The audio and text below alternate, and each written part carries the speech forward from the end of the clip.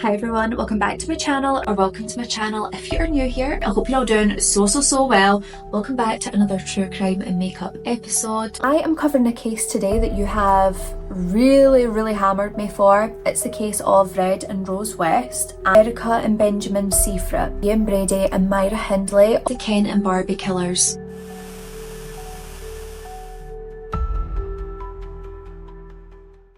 Today we are covering the horrific and monstrous case of Fred and Rose West, and I can't say anything without giving away the whole story, so all you need to know right now is they are murderous monsters who targeted not only their own children but acquaintances, people that they knew or people that they just randomly came across. These two people are the epitome of sadists and evil walking around in a human form. Fred and Rose West, they would have 12 victims and they ranged from ages 12 to 19. These are young children, young adults with their whole life ahead of them that just had it completely ripped away in the most heinous and sick ways. Before we get into the case, I do just want to say a huge thank you for all of the love on my last video. You guys really came through with the support and the comments and the likes and the shares. Honestly, just amazing, and I am so grateful.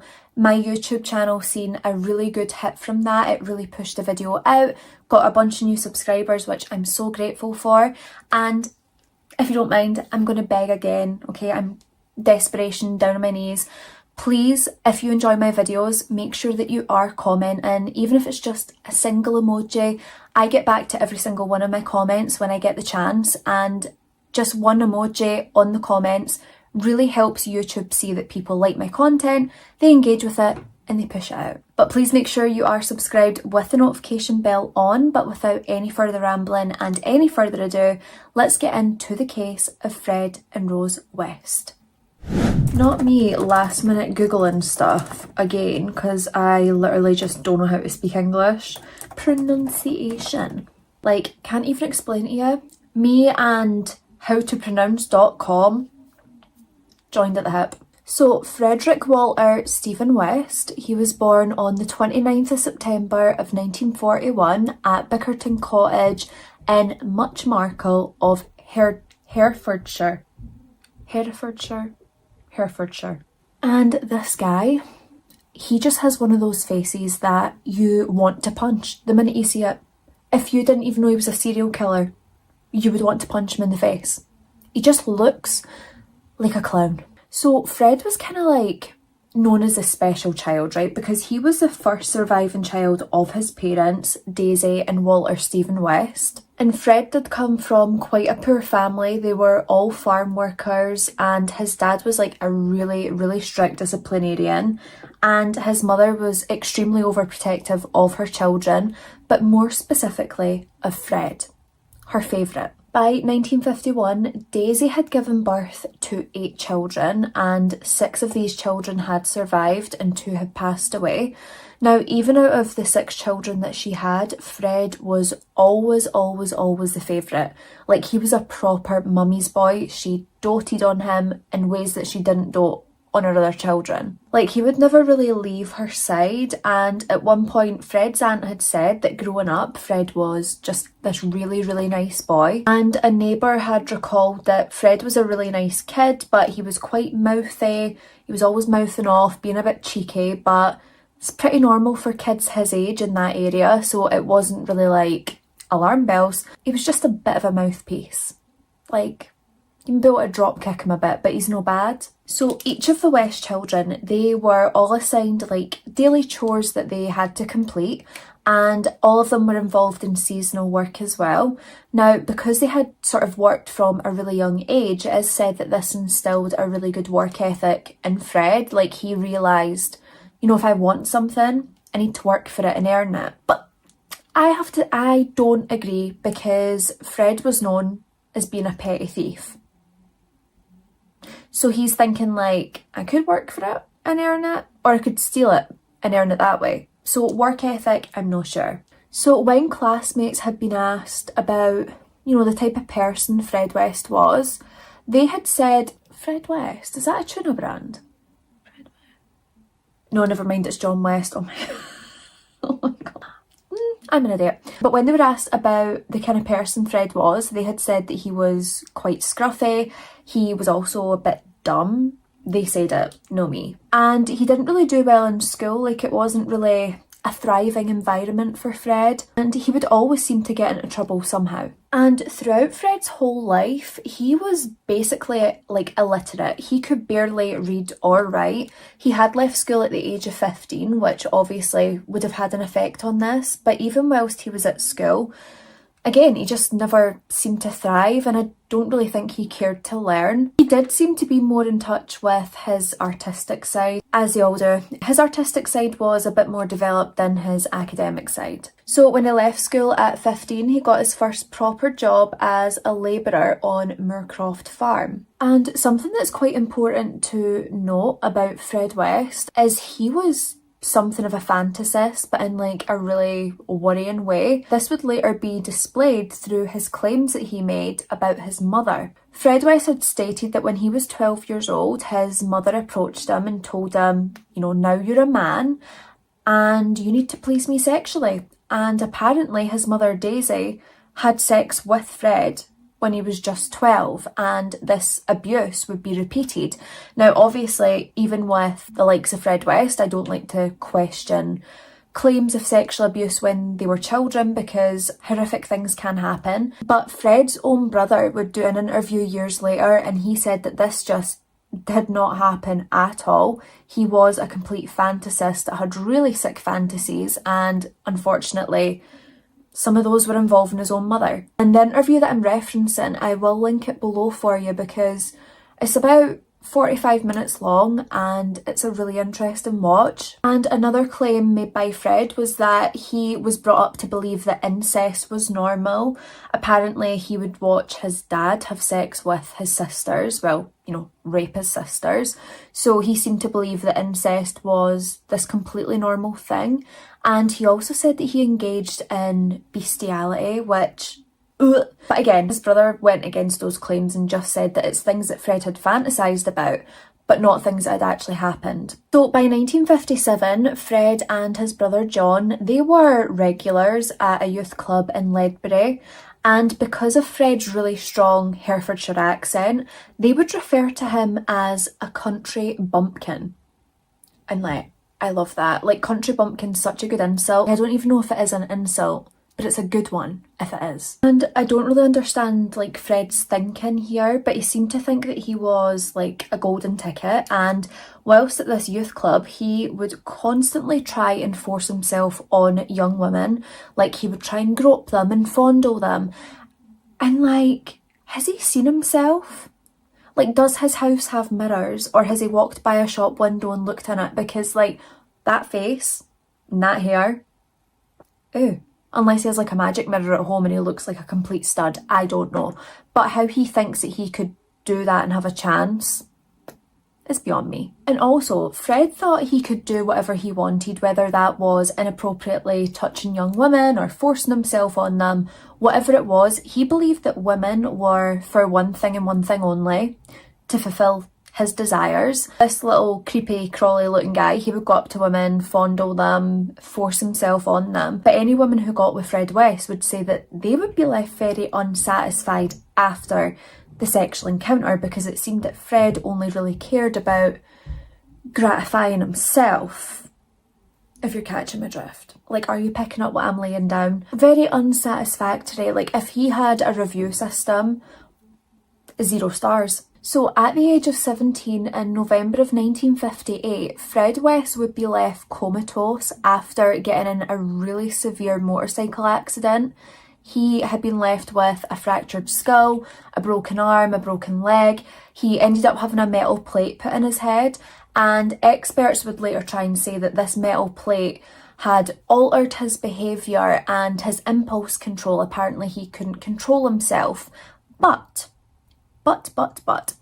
as I just said, he used to go out and fondle young women and force himself on them. He never had any impulse control before the accident, so let's not blame that. I do get that head injuries can have some kind of correlation. I'm not saying that they don't, but I'm not excusing Fred. I can't. I'm not doing it. And after this accident had occurred, Fred's own friends and family, they would say that they really noticed a change in his behaviour after this as well. Like random outbursts of rage, he couldn't control his temper, he was angry all the time. And he seemed to have more mood swings than me at that time of the month, and that's saying something. But the motorcycle accident wouldn't be the only accident that Fred would, incur. Because 2 years later, Fred, thinking he's Mr. Suave, like Mr. Golden Ticket, he groped yet another young girl on a fire escape, and this young girl was taken no prisoners, and she punched Fred, and he fell from this fire escape. Yes, queen. And when he fell from this fire escape, it was a pretty decent height, I think something like 2 stories, and he got another head injury and possible brain damage. And low-key, it's a shame that he didn't just die. Who said that? Me.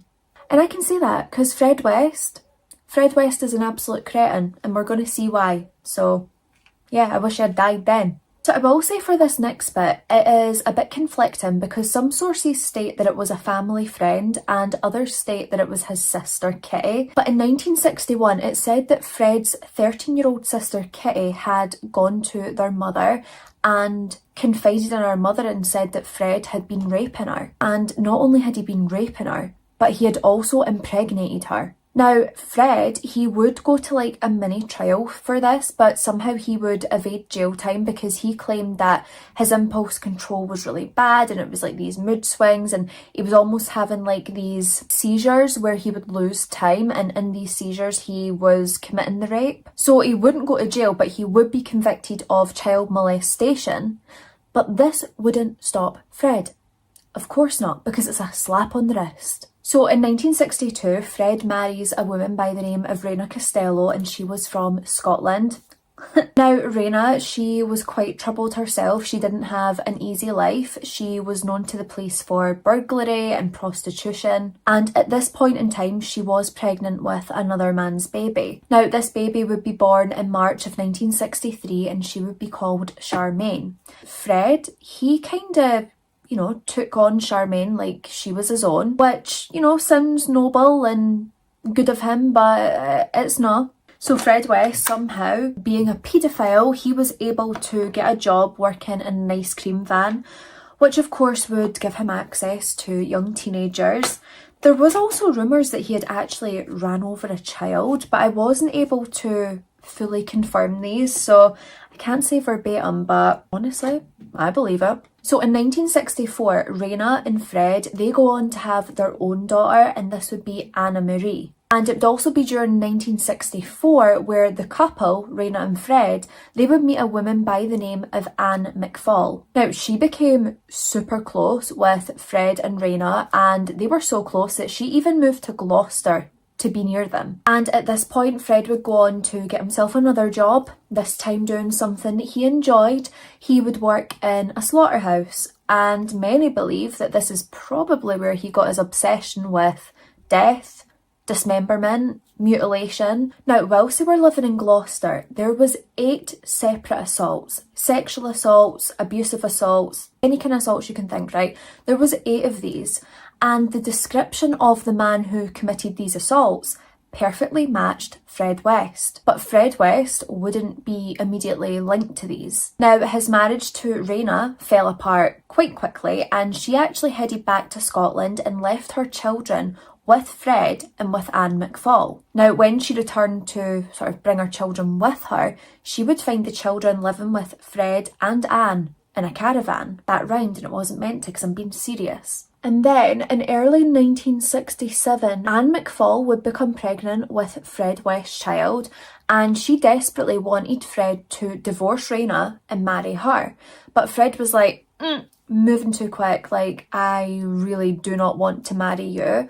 And apparently in this situation, he could only see one thing that would really resolve this issue for him, and that was to kill Anne McFall. Now, due to Fred's method of killing later, it is believed that he most likely strangled Anne McFall to death and then burying her near the caravan, and her fingers and her toes had been cut off and her body had been dismembered, which unfortunately we will hear a lot about throughout this case. Now, following Anne's sudden disappearance, this worked out really well for Raina because she was kind of looking for accommodation, so she decides that she's going to move in with Fred and the children in this caravan. And then, just 6 months later, Fred would be linked to another disappearance of a 15-year-old girl by the name of Mary Bastham. She had been abducted from a bus stop in 1968, which again, we will see that this is quite a pattern with Fred West. Now, there would be evidence to link Fred to this crime, but because the evidence was only circumstantial, an arrest wouldn't be made. And of course now we're in 1968, and this is where Fred West would meet a woman by the name of Rose Letts, who would soon become Rose West. So Rosemary, better known as Rose Letts, she was born in Devon on November the 29th of 1953. She was the fifth of 7 children born to Daisy. Their mum's names are the same, how weird is that, right? My mum and dad, their mum and dad have the same name, Mary and Brian, but like my mum and dad are good people, like they're not serial killers, but like cute coincidence, but in this case, just like hell-ridden coincidence. But yeah, she was born to Daisy and Bill Letts. Now, Daisy, she had a very, very difficult pregnancy while she was pregnant with Rose, and both Daisy and Bill, they really struggled with mental illness. Now, whilst pregnant with Rose, Daisy had basically suffered like a nervous breakdown, and she had to get electroconvulsion therapy. While she was pregnant with Rose, because of this deep depression, they gave her electroconvulsion therapy whilst pregnant. Now, of course, because of the therapy that was given to Daisy, it is thought that prenatal injury may have occurred to Rose, and that might have contributed to her poor academic performance, as well as her mood swings, bad impulse control, sounds familiar, and also her fits of rage. Now, Rosie's father, Bill, he would be described as someone who was superficially charming, so like his charm was very fake and very put on. Now, he was a former naval officer and he was a very aggressive and violent man as well. He was also really obsessed with cleanliness, which would be a big contributor to his rage, and he was very much prone to violence and beating his wife as well as his children. And of course, as we briefly touched on, Bill did suffer from severe psychological issues and he had been diagnosed with schizophrenia. Now, due to his mental illness and also Daisy's mental illness, it did mean that the Letts household was a really unstable and unpredictable environment. Like, you could never know for sure the kind of mood that people were going to be in or the kind of day that you were going to have. I will say there is a lot of claims out there that Rose and her sister Patricia had been severely sexually abused at the hands of their father. There was claims of rape and molestation, which is just absolutely dreadful, but as was in Fred's case, I can neither confirm or deny that this happened. If it did, that is disgusting and god awful, but I can't sit here and say that I know for sure that it did or didn't happen. But experts would later say that this abuse, had it occurred, would probably be the cause of her being a bit of a nymphomaniac later in life as she got older, and also being attracted to much older men from a very, very young age. Now, when Rose was very young, she used to parade around naked around the house in front of her younger brothers, specifically her brother Graham and also another young brother, and she would actually molest her younger brothers. And at this point, when the molestation had started, Graham was only 9 years old, and it is said that when Graham turned 12, Rose actually raped him as well, which is just evil, evil, evil, evil.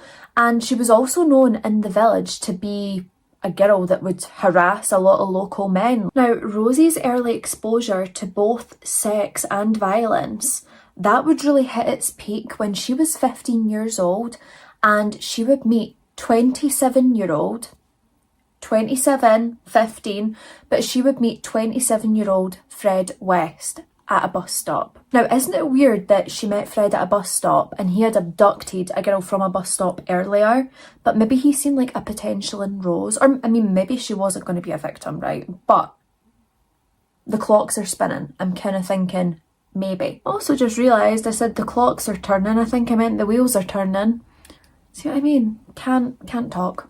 Now, it is also said that when Fred and Rose West had met at this bus stop, Fred was kind of like on his way by because he was out looking for his stepdaughter Charmaine. And devastatingly, Charmaine would be one of the very first victims of Fred and Rose West. So of course, Rose comes home one day to Bill and Daisy and she's like, oh my god, I've met a boy, man of my dreams, can see myself falling in love with him and having his babies. They're thinking typical teenage love, quite cute that she's so smitten.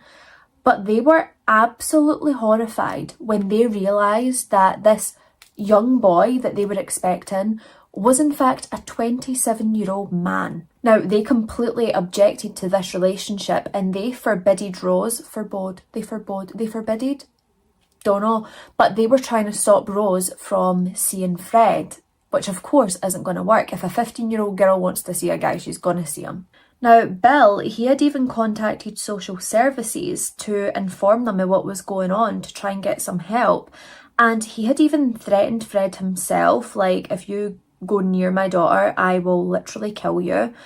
But this didn't stop Rose, and it didn't stop Fred. Now, Rose, she would be placed in a home for troubled teenagers in Cheltenham, and she could only really leave under controlled conditions and, you know, go and visit her parents. But when she was able to return home, she moved mountains to make sure she got to see Fred in that time. Now, when Rose was 16, she left this home for troubled teens and she would return home to her family. At this point, Fred West was serving a 30-day sentence in prison. But as soon as Fred was released, Rose left her family home and she would move into Fred's Cheltenham flat with him. Fred, he then went and collected Charmaine and Anna Marie from social services and she took them to live in the flat with him and Rose so they could be like one big happy family. Unhappy family, actually. Now, Rosie's father, he was still trying his very best to get his daughter away from this 27-year-old full-grown ass man, but his efforts would be in vain. He would not be able to get this to happen, and he had actually got a police surgeon to examine Rose, and this is where his worst fear would be confirmed. Rose was pregnant with Fred West's baby. It's so hard to say West's. It sounds like I'm saying like tts, tts, like a cymbal on a drum. West's. Is that a Scottish thing? Can you guys say West's? West's. Oh, I don't like that. Because of Rosie's age, she would be placed in care, and the only conditions of her release would be if she agreed to terminate this baby and return home to her family. So on March 6th, she's released and she says, yep, I'm going to terminate the baby and then I'm heading back to mum and dad's. Did she do either? No. She kept the baby and moved back in with Fred. And I mean, at this point, her family are just sick and tired of trying to help her and they just want to cut contact with her at this point. So after 3 months, Fred and Rose, they would move into a ground floor flat in a 2-storey house in Midland Road, and this was in Gloucester. And then on October the 17th of 1971, Rose would give birth to her and Fred's baby, and this would be baby Heather. And just 2 months after baby Heather was born, Fred West would be arrested yet again for the theft of vehicle tyres and also a tax disc. You know, instead of getting an honest job and providing for his family, petty theft is the way. And of course, with these theft charges, he would be imprisoned for a brief period of time as well. Also, I'm so sorry, I think I'm getting ill and my voice is just like starting to go because my throat's a bit sore. I will try and clear it so you don't have to listen to this. So whilst Fred was imprisoned for 6.5 months, now 17-year-old Rose, she was having to look after the children. So she's got baby Heather, Charmaine and Anna Marie. And she is the most wicked, evil person you will ever come across in your life. Now, these children, apart from Heather, were of course not Rosie's children. And yet she ordered and demanded that these children refer to her as mother. Now, Anna Marie, later on, she would recall the constant criticism and beatings and severe punishments that Rose would constantly inflict on them, they could not do anything right in that woman's eyes. Now, Anna Marie, she was very emotional in comparison to Charmaine. Like, if Anna Marie was being beaten or punished or just being emotionally abused by Rose, she would burst into tears. Whereas Charmaine, she was very stoic, and it was very important to Charmaine that she never let Rose see that what she was doing to her was bothering her. Like Anna Marie, she would walk around on eggshells to not bother Rose because she didn't want to face any beatings or punishments. Whereas Charmaine, she would antagonise her a bit. And if she was being beaten or punished, she wouldn't cry. She would look Rose dead in the eye, almost saying like, "You're not going to break me." And honestly, Charmaine, she just spits facts, you know, she's brilliant. She would antagonise Rose by saying things like, "You know, my real mummy, she would never swear at us or speak to us like this. Our real mummy would never shout at us," like always emphasising, "You're not my real mum." It's like Rose here is basically demanding that these kids who don't even bloody know her, or barely, have to call her mother. And it's like, no, we have our own mum. We don't want to call you mother. And Charmaine was so firm on that.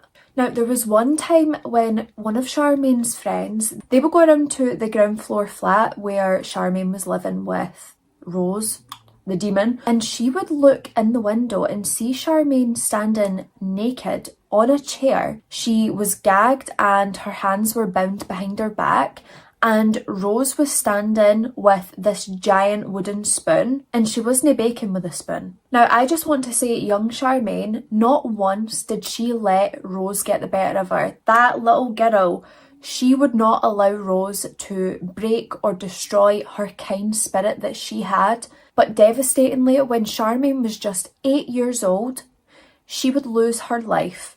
Her life would be stolen by that monster, Rose. Charmaine, she would be murdered by Rose whilst Fred was still incarcerated in prison. Now, bearing in mind, Fred was only in prison for 6 months. He's still incarcerated at this point, and already Rose has snapped and unleashed her murderous acts on this 8-year-old little girl. Now, Charmaine's body would be hidden in the coal cellar until Fred would be released. And when Fred came home and heard that his stepdaughter had been murdered, he couldn't have cared less. He did not bother. The only thing he was bothered about is that he felt the coal cellar wasn't a very good hiding place for a body, so he wanted to move Charmaine's body. So Rose and Fred West, they would move Charmaine's body into a better location, and this was in their yard. Fred did what he usually does, and he removed Charmaine's toes and also her fingers. And Fred would later claim that he didn't dismember Charmaine's body, yet the forensics would later confirm that she had been severed at the hip. Make it make sense. And of course, like, people notice that young Charmaine has gone missing, and when Rose is asked by, you know, Anna Marie and also neighbours where Charmaine suddenly disappeared to, Rose says she's gone to live with her mother, and bloody good riddance. And what's just so sad is Raina, she would come looking for Charmaine. She wanted to take her daughter to go and live with her, and when Charmaine had questioned Fred and Rose about where she was, she would become the next victim of them both. So of course, when Raina is questioning Fred and Rose West about where Charmaine is, they both get very angry, very impatient, and they just snap. They strangle Raina to death, and she would be dismembered with her toes and her fingers being cut off, and her body would be buried in the same area as the first victim, Anne McFall. So in 1972, Fred and Rose would become the Wests, and not cool like Kanye West, like they were evil. The epitome of evil.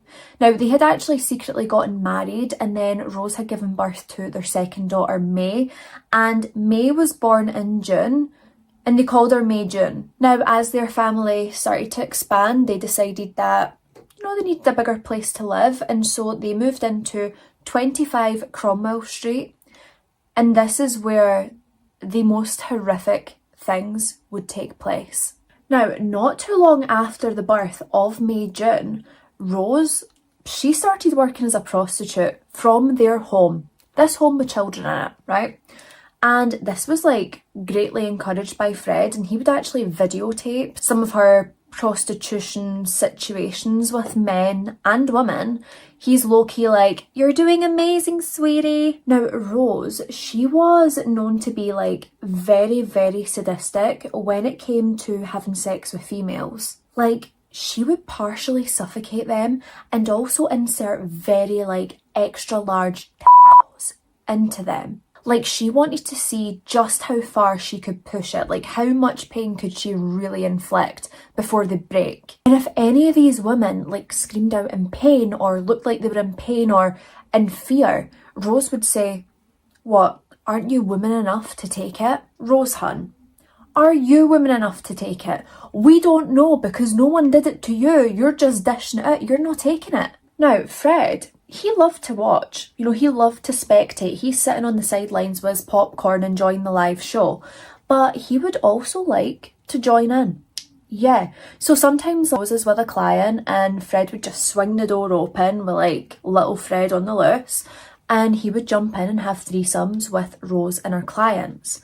And Fred had also installed a baby monitor so he could walk around the house and listen to what was going on. Now, just like Rose, Fred also loved to see just how far they could go with women, how much pain could they inflict to women. Now, they had a lot of like restraining devices and bondage devices. There was pornography, like photographs and magazines. And like, let me just say, if that's what you're into and it's all like normal and consensual, there is no shame in your game, like embrace that. But for Fred and Rose, it didn't stop there, and it wasn't normal stuff. It was basically like torture devices.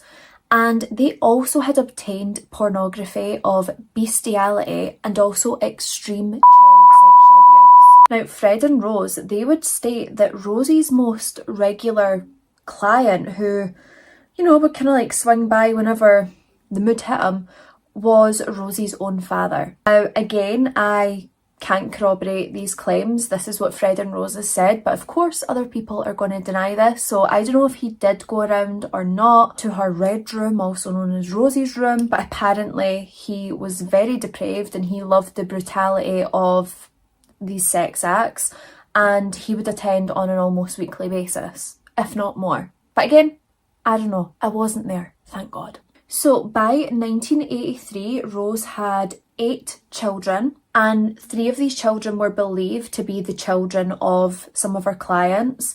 But Fred, being the really noble and kind man that he is, he decided that he would treat these children like his own, and it wasn't out of the kindness of his heart, but more for the depraved, sick fantasies that he had.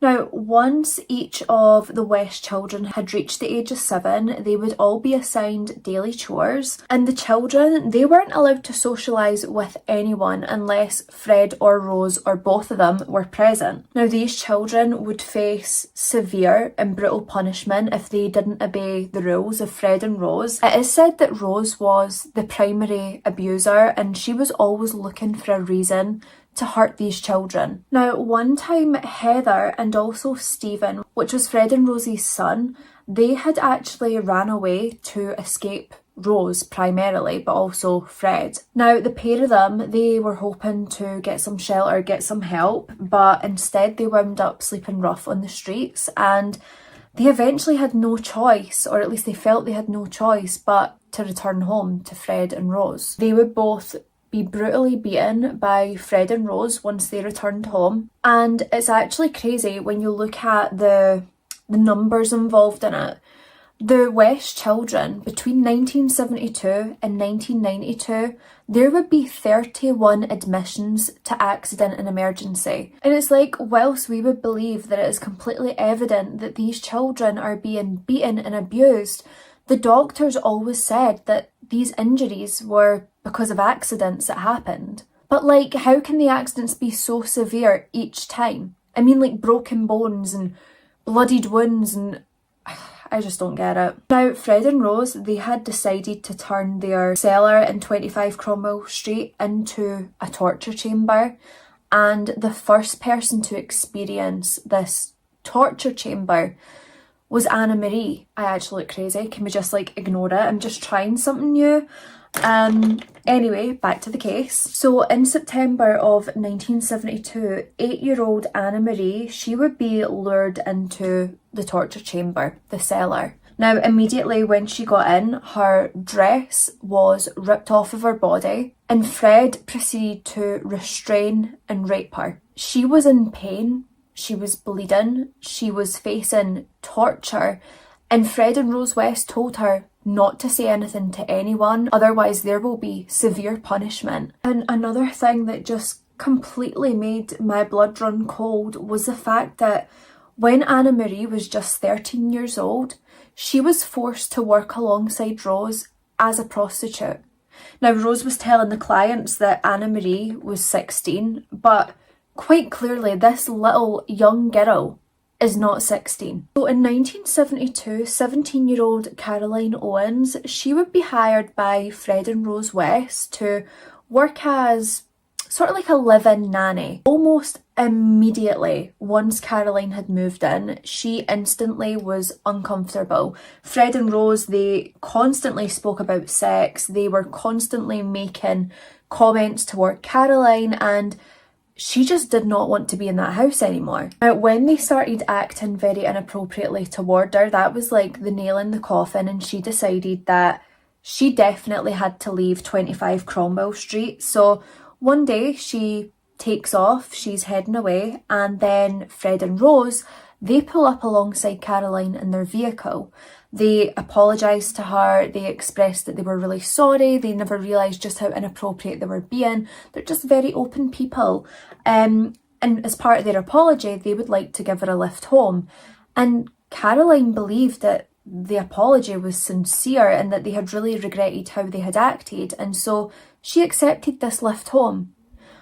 Unbeknownst to her, that Fred and Rose had an evil plan. And I'm sure you can probably imagine what was going to happen to Caroline.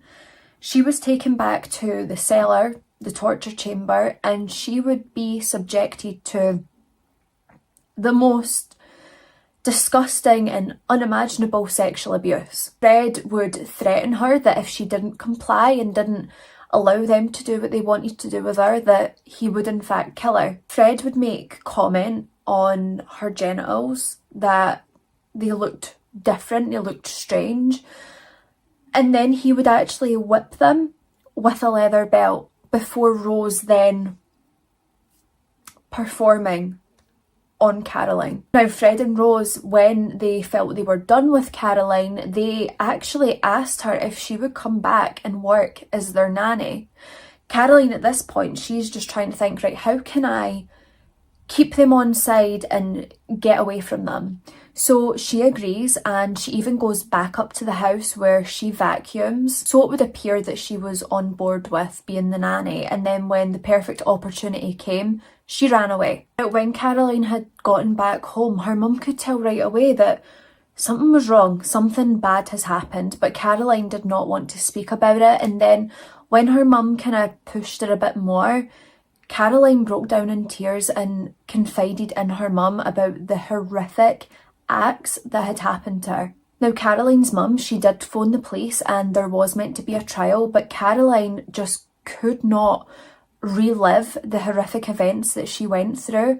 And Fred and Rose West, they got off with a £50 fine and indecent assault charges, and they walked free from the court. And as soon as Caroline had heard this, she actually tried to take her life. How did these monsters get to walk free? Like, I wish there was a way that if they have a report or something like that, that can be used as evidence. Like, I get that things have to go to trial because people deserve a fair trial. Do they really? I don't think so. But you can't expect a victim to relive that. And then just 3 months after this trial, Fred and Rose, they would murder 19-year-old Linda Goff. Now, Linda Goff, she had met Fred and Rose West through a few of the male lodgers within 25 Cromwell Street.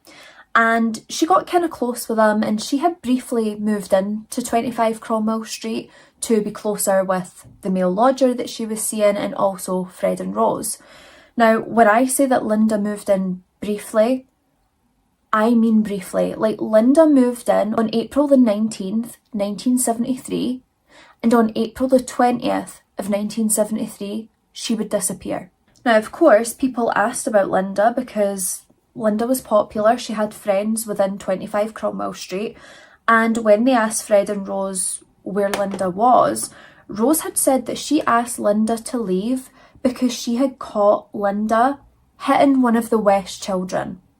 But this was not the case. Linda Goff had actually been sexually assaulted so brutally. She had been suspended from a beam that they had on their ceiling that they would use for torture. She was subjected to the most horrific abuse before being either strangled or asphyxiated. Linda's lifeless body would be dismembered and several of her bones would be missing that were taken as trophies, and she would be buried in a pit underneath the garage. Then in November of 1973, 15-year-old Karla Cooper, she would be picked up by Fred and Rose West while she was hitchhiking home. She had been bound, gagged, suspended from the beam on the ceiling where she was sexually abused and sexually tortured, and she would be strangled to death, and her dismembered body would be buried in a shallow grave in the cellar. And then on December the 27th of 1973, 21-year-old Lucy Parlington, she would be abducted from a bus stop and taken back to the torture cellar. Like the others, she was suspended from the ceiling beam. She was sexually assaulted, physically assaulted and strangled to death. Now, she would also be dismembered and buried underneath the cellar. On April the 16th of 1974, 21-year-old Therese Seigenthaler, she would be abducted by the West whilst hitchhiking. She was also sexually assaulted, abused, tortured, before being strangled to death, dismembered and buried underneath the cellar. And then on November the 15th of 1974, 15-year-old Shirley Hubbard, she would be abducted from a bus stop. She would be taken back to 25 Cromwell Street where she would be tortured, sexually assaulted, strangled to death, dismembered and buried underneath the cellar. Then on April the 12th of 1975, 18-year-old Juanita Mott, she would disappear whilst hitchhiking across the B4215, and she vanished the day before her friend's wedding, which of course immediately her friends know that something's wrong because she wouldn't just not turn up to their special day. Juanita's dismembered body would also be buried beneath the cellar. On May the 10th of 1978, 18-year-old Shirley Robinson, she would also disappear. Now, Shirley Robinson, she had actually been a former lodger of 25 Cromwell Street, and she had been involved in a sexual relationship with both Fred and Rose West, and she had actually fallen pregnant with Fred's baby. Her baby was due in June, but in May, when she was just 8 months pregnant, that is when she would disappear. The dismembered bodies of Shirley and her unborn child would be buried in the garden of the West house. And then on August the 5th of 1979, 16-year-old Alison Chambers, who had been a very frequent visitor of 25 Cromwell Street, she would also disappear. She was sexually abused and tortured. She was strangled to death, dismembered, and then also buried in the garden of 25 Cromwell Street. On the 19th of June of 1987, Heather West, aged 16, she would be murdered at the hands of her own parents. Now, the reason for this murder was because Heather had decided that she wanted to leave 25 Cromwell Street as soon as possible, and Fred and Rose had also discovered that she had started to confide in classmates about the physical and sexual abuse that she was facing at home. Heather had been subjected to severe, brutal sexual assault. She had been restrained and suspended, and she had been either strangled or asphyxiated. Heather's body was dismembered with a heavy serrated knife and then buried in a hole in the garden that Fred West forced his son to dig. Now, the couple, they would be questioned about Heather's disappearance from neighbours and from her siblings, and Rose had simply stated that Heather hadn't disappeared. Heather had left because she wanted to. She told her siblings that Heather was a lesbian and wanted to live her own life her own way, and that's why she left. Now, the children, they would discover or at least sense the truth when Fred would make constant threats to them if they were ever misbehaving. He said, "You better watch or you'll end up under the patio just like your sister Heather. And the children just have this realisation that Heather hasn't disappeared, Heather hasn't left or gone missing. Heather has been murdered by their parents. And then in May of 1992, the West siblings, they would hear the screams from their 13-year-old sister Louise, desperately pleading, no, don't. When Louise was found, she was writhing in pain, she was sobbing uncontrollably, and she was bleeding. Fred had raped his 13-year-old daughter Louise so viciously that it had caused internal damage. Now, Louise confides in her mum about this, and she tells her what Fred has done to her. And Rose says, oh well, you're asking for it. But, like, these children have no hope. These children have no hope whatsoever. Like, these children genuinely do not have parents that give a rat's ass about them. Now, Louise, she would be raped a further 3 times off of Fred whilst Rose watched, and it was recorded. At this point, Louise is completely broken down and she is just crushed, and she desperately needs to talk to someone, so she confides in one of her close friends, who then informed her mother on August the 4th about what Louise was going through at home. And this mother, she contacted the police the very next day. On August the 6th, the police, they searched 25 Cromwell Street, and they found some very disturbing sexual paraphernalia. Now, this included 99 pornographic videos that a lot of them were homemade of, you know, Rosie's prostitution, and some were like commercial pornos. Now, they didn't find the videotapes of Louise and Fred, but Louise would provide a full statement. And the courage of this young girl is just incredible. Now, the rest of the West children, they also confirmed that Rose was the primary abuser, the one that they feared the most. And they also told the police about the comment that Fred had made about Heather under the patio. Police have a lot of faults, but in this case, they really did protect the children. And on August the 7th, all of the West children were placed into foster care. So Fred and Rose West, they were arrested on 3 counts of rape and 1 count of burglary. Rose had additional charges of child cruelty, inciting her husband to engage in sex with their own daughter, and also police obstruction.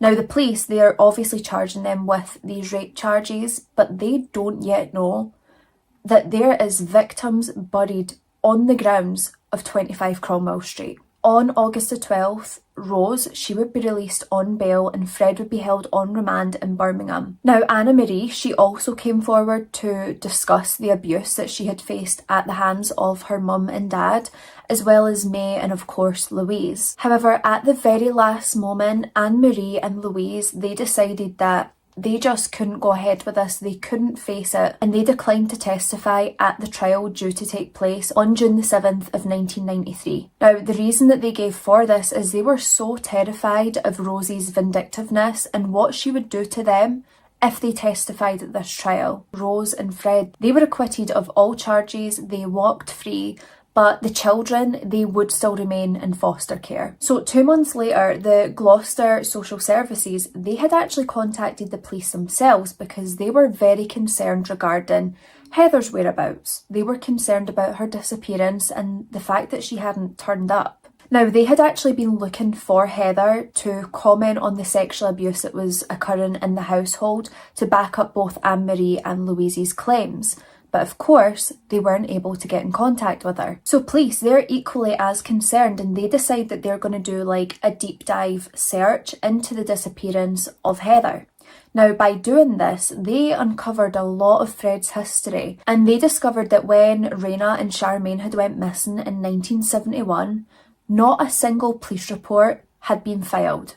No missing person report, nothing. Now, DC Savage, who was working the case, he was entirely convinced that Heather was dead. And then he starts to think deeper into the statement that Fred was making to his children about, you know, they'd wind up like Heather buried underneath the patio if they kept misbehaving. And he started to think, you know what? Heather might actually be there. On the 23rd of February 1994, Gloucester Police, they got a search warrant, and this search warrant would authorise a full search of 25 Cromwell Street. And the reason that they were doing this was to locate Heather's remains. That is how convinced they were that Heather was dead and buried under this patio. Now, when the police turn up to 25 Cromwell Street, Rose answers the door. They show her the search warrant that says they have full authorisation to search every single bit of this house and every single bit of the grounds. Now, Rose starts to freak out. She's screaming. Her son Stephen's there and she yells at him and screams, you know, get Fred, get Fred. Fred at this time, he was working roughly 3 hours away, but as soon as he got this phone call, he rushed home. Now, when Rose was being questioned, she was given so many contradicting statements, and when the police pulled her up on this, she lost her She screamed at the police saying, I can't effing remember. It's a bloody long time ago. What do you think I am? A bloody computer? Someone's starting to feel the pressure. How does it feel, Rose, hun? Now, on February the 25th, Fred West would come forward with a full sole confession. He told the police that he had in fact murdered Heather. He said that Rose had no part in it. She wasn't aware of the murder whatsoever, and she genuinely believed that Heather had just disappeared. Right. Now, Fred had also said that the reason that the police hadn't yet located Heather's remains was because they were searching in a place where she wasn't, and he actually offered to accompany the police to 25 Cromwell Street and show them exactly where they should be digging. Now, on February the 26th, shortly after 4 p.m, the investigators and police, they would find a thigh bone protruding out the bit of ground that Fred told them not to look at because that wasn't the location, it's over there. They found a thigh bone, and if it didn't belong to Heather, who did it belong to? Now, they did also excavate the area that Fred had said Heather was buried in, and they would find a mass of human bones as well as a pile of fingernails and toenails. Now, they had concluded that this pile of fingernails and toenails, they had been ripped off of Heather as a torture method before she had been murdered. And just to be sure, they did use dental records to confirm who the remains belonged to, and it was that of Heather West. Now, Fred, he was questioned about the third thigh bone that they had found, and of course, he's backed into a corner and he openly admits to committing further murders. And at this point, police and investigators, they decide that they are going to search every inch of 25 Cromwell Street. Now, the digging at 25 Cromwell Street would last up until June of 1994, and with all of the human remains that they had found, police had concluded that Fred and Rose West had murdered at least 12 victims. And they knew right away that Rose was also involved in this. Not for a second did they believe that she was innocent. They knew that she was equally as culpable as Fred. Now, all of these victims, they were found still restrained, still gagged. One had actually been mummified with duct tape, and they had also put tubes into their nostrils to continue oxygen flow whilst they tortured this person. And most victims had been decapitated or severely dismembered, or both. Now, Rose West, she's trying to play dumb to start off with. She really thinks that she can outsmart the police, and she even claimed to her daughter May, that effing man May, the trouble he's caused me over these years, and now this, can you believe it? And May's just sitting like, what? But of course, Rose West, her culpability and her part that she played in these murders was discovered right away. She could not fool the police. So on June the 30th of 1994, Fred West would be charged with 12 murders and Rose West was charged with 9. At this point, Rose, she's switched up on Fred. She's trying to act like the hurt wife, you know, like she's also been a victim of his abuse, and she was wincing and ignoring him when he was trying to comfort her in the court. Now, this steamed Fred's clams. He's like, I solely confessed. I tried to protect you, and you're gonna wince and ignore me when I'm touching you. Well, Rose, I'm gonna withdraw my statement. So Fred, he withdraws his earlier statement saying that he acted alone, and he changed it to say that actually Rose, she was the primary murderer in these cases. And in the words of The Office, how the turntables. Now, whilst held on remand, Fred had actually been on suicide watch right up until January the 1st of 1995. And as soon as that suicide watch was up, bro had a plan. Fred West, he asphyxiated himself by using like a makeshift rope that he had made out of like a blanket and some torn clothes. So he wrapped this rope around his neck and then he bound it to his cell door handle and asphyxiated himself. But in his cell there was also like a scribble and it had said Freddie the mass murderer from Gloucester, and he had also left a suicide note for Rose, and like I would read it but I just can't be bothered. Like I don't care about your undying love, okay? I don't care. Now, Rose, she would go to trial at the Winchester Crown Court, and her trial started on October the 3rd of 1995. Now, for this trial, an additional charge had been added to her prior 9, and this was for the murder of Charmaine. In case you're like me and can't do quick math, that's 10 counts of murder. On November the 22nd, Rose West, she was found guilty on all 10 counts of murder, and she would be sentenced to life in prison. Now, Mr. Justice Mantell, he had said that Rose West should never, ever, ever have the chance to be paroled. I mean, I say give her the death penalty, but of course in the UK, that's not an option. Now, initially, Rose West, she was imprisoned at HMP Bronzefield as a Category A prisoner. Then in 2019, Rose West would be transferred to HM Prison at Newhall. This honestly disgusts me, but it is said that Rose West is treated like a queen in any prison that she's in. And she's a high status inmate, an infamous inmate that everyone seems to be interested to get to know. Now, whilst in HMP Low Newton, she had tried to befriend another high status inmate, Tracy Connolly, the monster that was Baby P's mother. In case you're not aware, Tracy Connolly, she murdered her 17-month-old son. Now, it was said that Connolly and West, they had somewhat of a lesbian love affair. Yep. And another love affair that Rose West had was with Myra Hindley, the Moors murderer who murdered 5 children with Ian Brady. They're a match made in hell, I'll tell you that much. Like, they are so similar, it's uncanny. But they had a very intense love affair. I've already covered the Moors murder case. I will put it up here for you guys, but it's also in the description down below if you want to watch this one after this. Now, another name that I'm sure you all know is Joanna Dennehy. She had murdered 3 men and had attempted to murder another 2. She was moved to HMP Bronzefield in 2014, and just 20 minutes after her arrival, she said that she was going to kill Rose West. That was her goal while she was in prison. And like, I hate Joanna Dennehy. She is a monster. Evil, evil, evil. But my God, I wish she had killed Rose West. Set her on her and then get someone to kill her. But Rose West heard this and she gets like a fright because someone tougher than her is coming for her. And then Rose West was moved to solitary confinement for her own protection. And then of course moved to another prison so she didn't have to be living in fear of Joanna Dennehy, you know, like her children lived in fear of her. The West children that did survive, they actually said that they don't feel lucky because they still remember and they still suffer the consequences of the abuse and sexual abuse that they all went through. And I believe it was Anna Marie who said that she actually wished that she had died because living with those memories and that fear that she still feels is indescribable.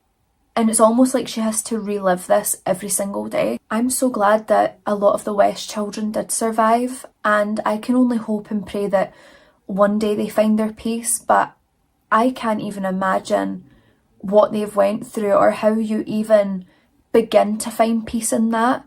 But I just hope and pray that they do. And as always, I just want to end this video by remembering the victims of today's case, the ones who survived and the ones who didn't. I will put up as many photos as I can find online right now, and I just want you to remember their names, remember their faces, send love and prayers, anything that you possibly can, because those families need them and the children of the West need them. And I just hope and pray wherever they all are now that they are finding peace, they are finding happiness, and that one day they can live a normal life. And for those who aren't here, I hope that they're at peace now.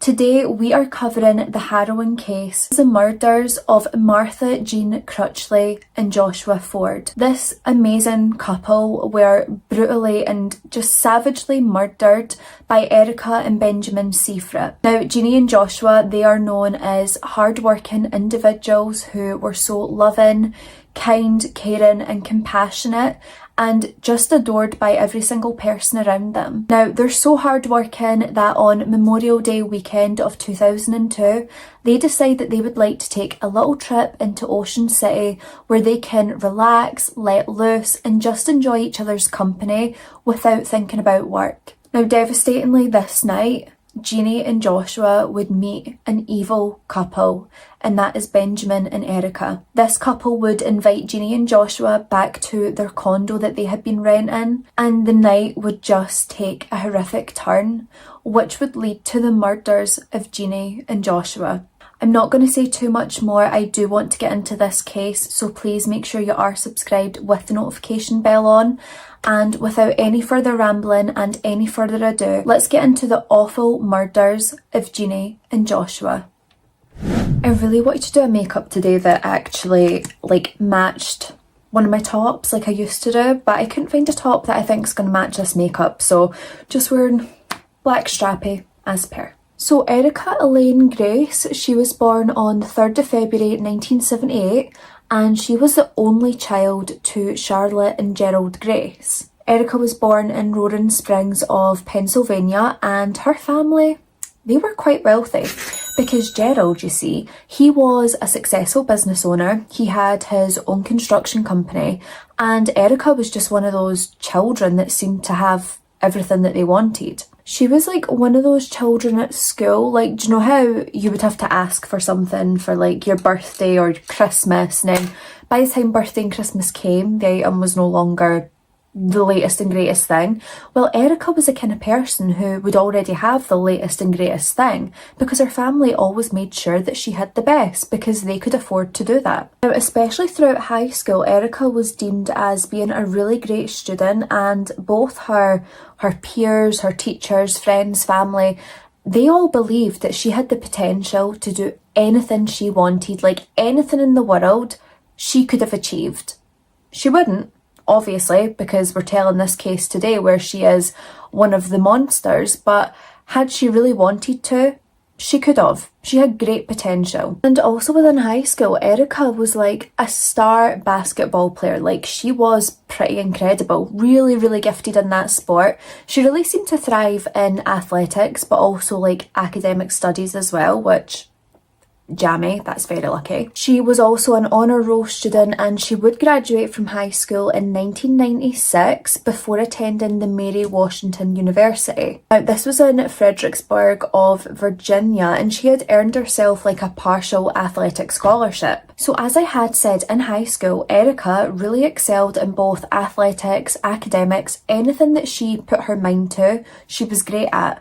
And when it came to college, university, it was very much the same. She really excelled in every single area, and she was very, very gifted, especially in history, which she graduated cum laude. Now, anyone who's not aware of what cum laude is, because I wasn't, like, I've heard of it in like American TV shows, but I've never actually thought like, what is that? So I had to look it up. Basically, it's like a Latin honour term, and this basically means that she would have graduated with honours or distinction. And because of this, she was in the top 20 to 30th percentile of her school, and she would have had a GPA of around 3.5 to 3.6.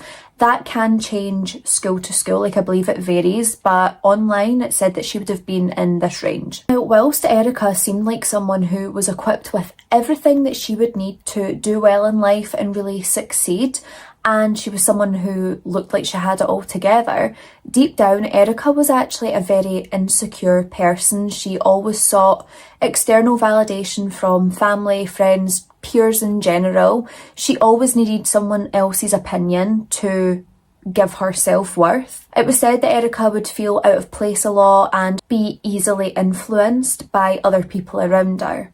But this external validation that we're talking about, there would be one person in particular who would really give this to Erika.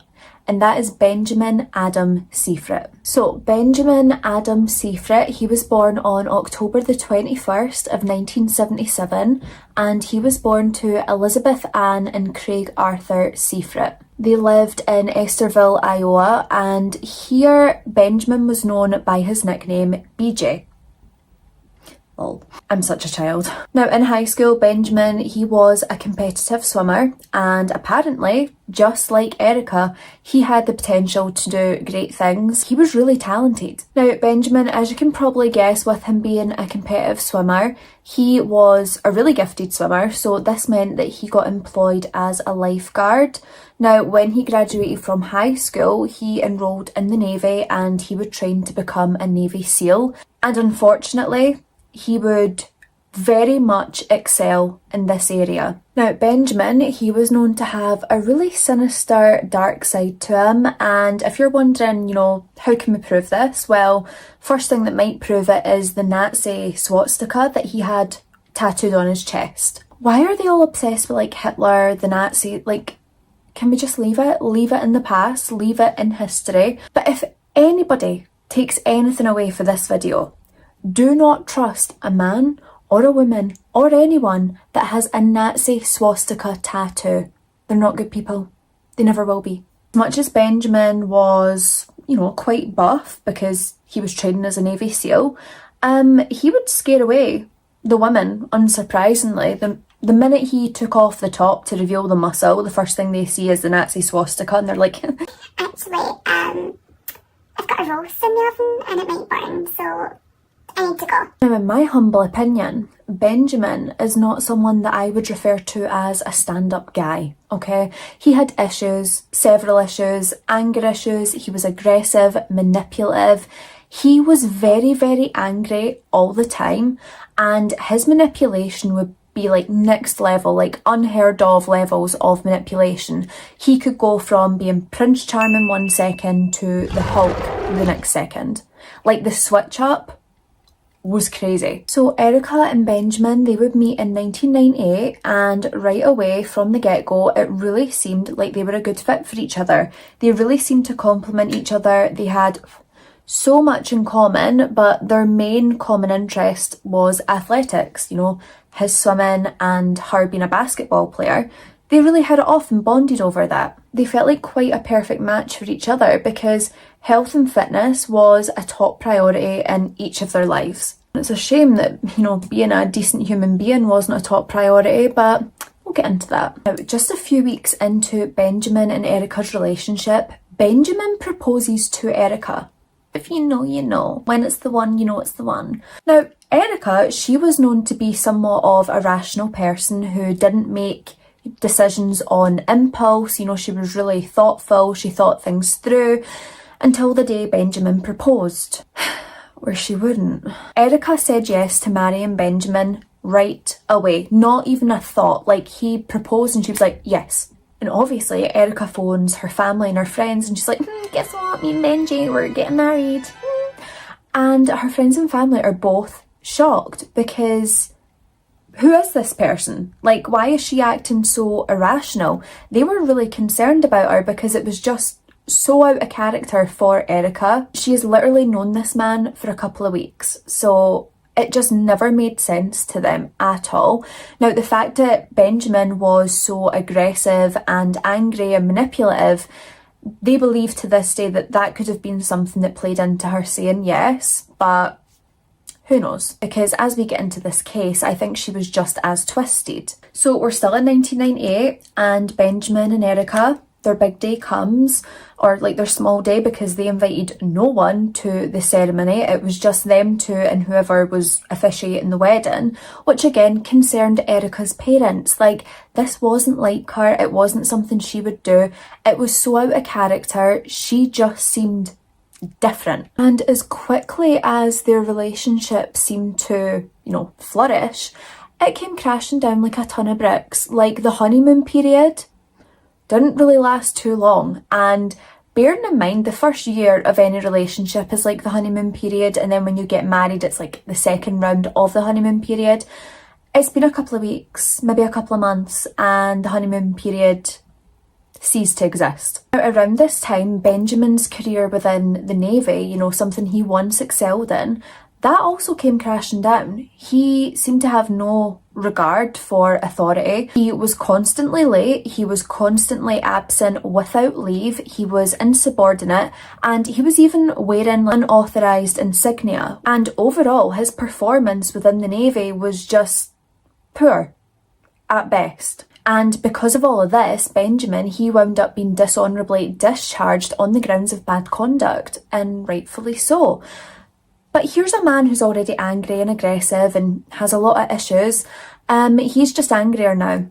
He's really not happy. So at this point, it is early 2001 and Benjamin and Erika are both 23 at this point, and they decide to move near to Altoona, Pennsylvania, which is Erika's hometown. Like, how cute. And whilst they were there, they would open like this little business, this little shop, and it was like a scrapbook shop and they called it Memory Lane.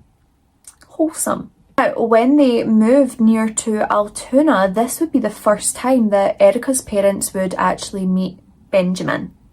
They're just meeting her husband for the first time. But then again, I suppose it's all moved very quick. Let's just say when Charlotte and Gerald met BJ, they were not a fan of him at all. They did not think he was a great fit for their daughter.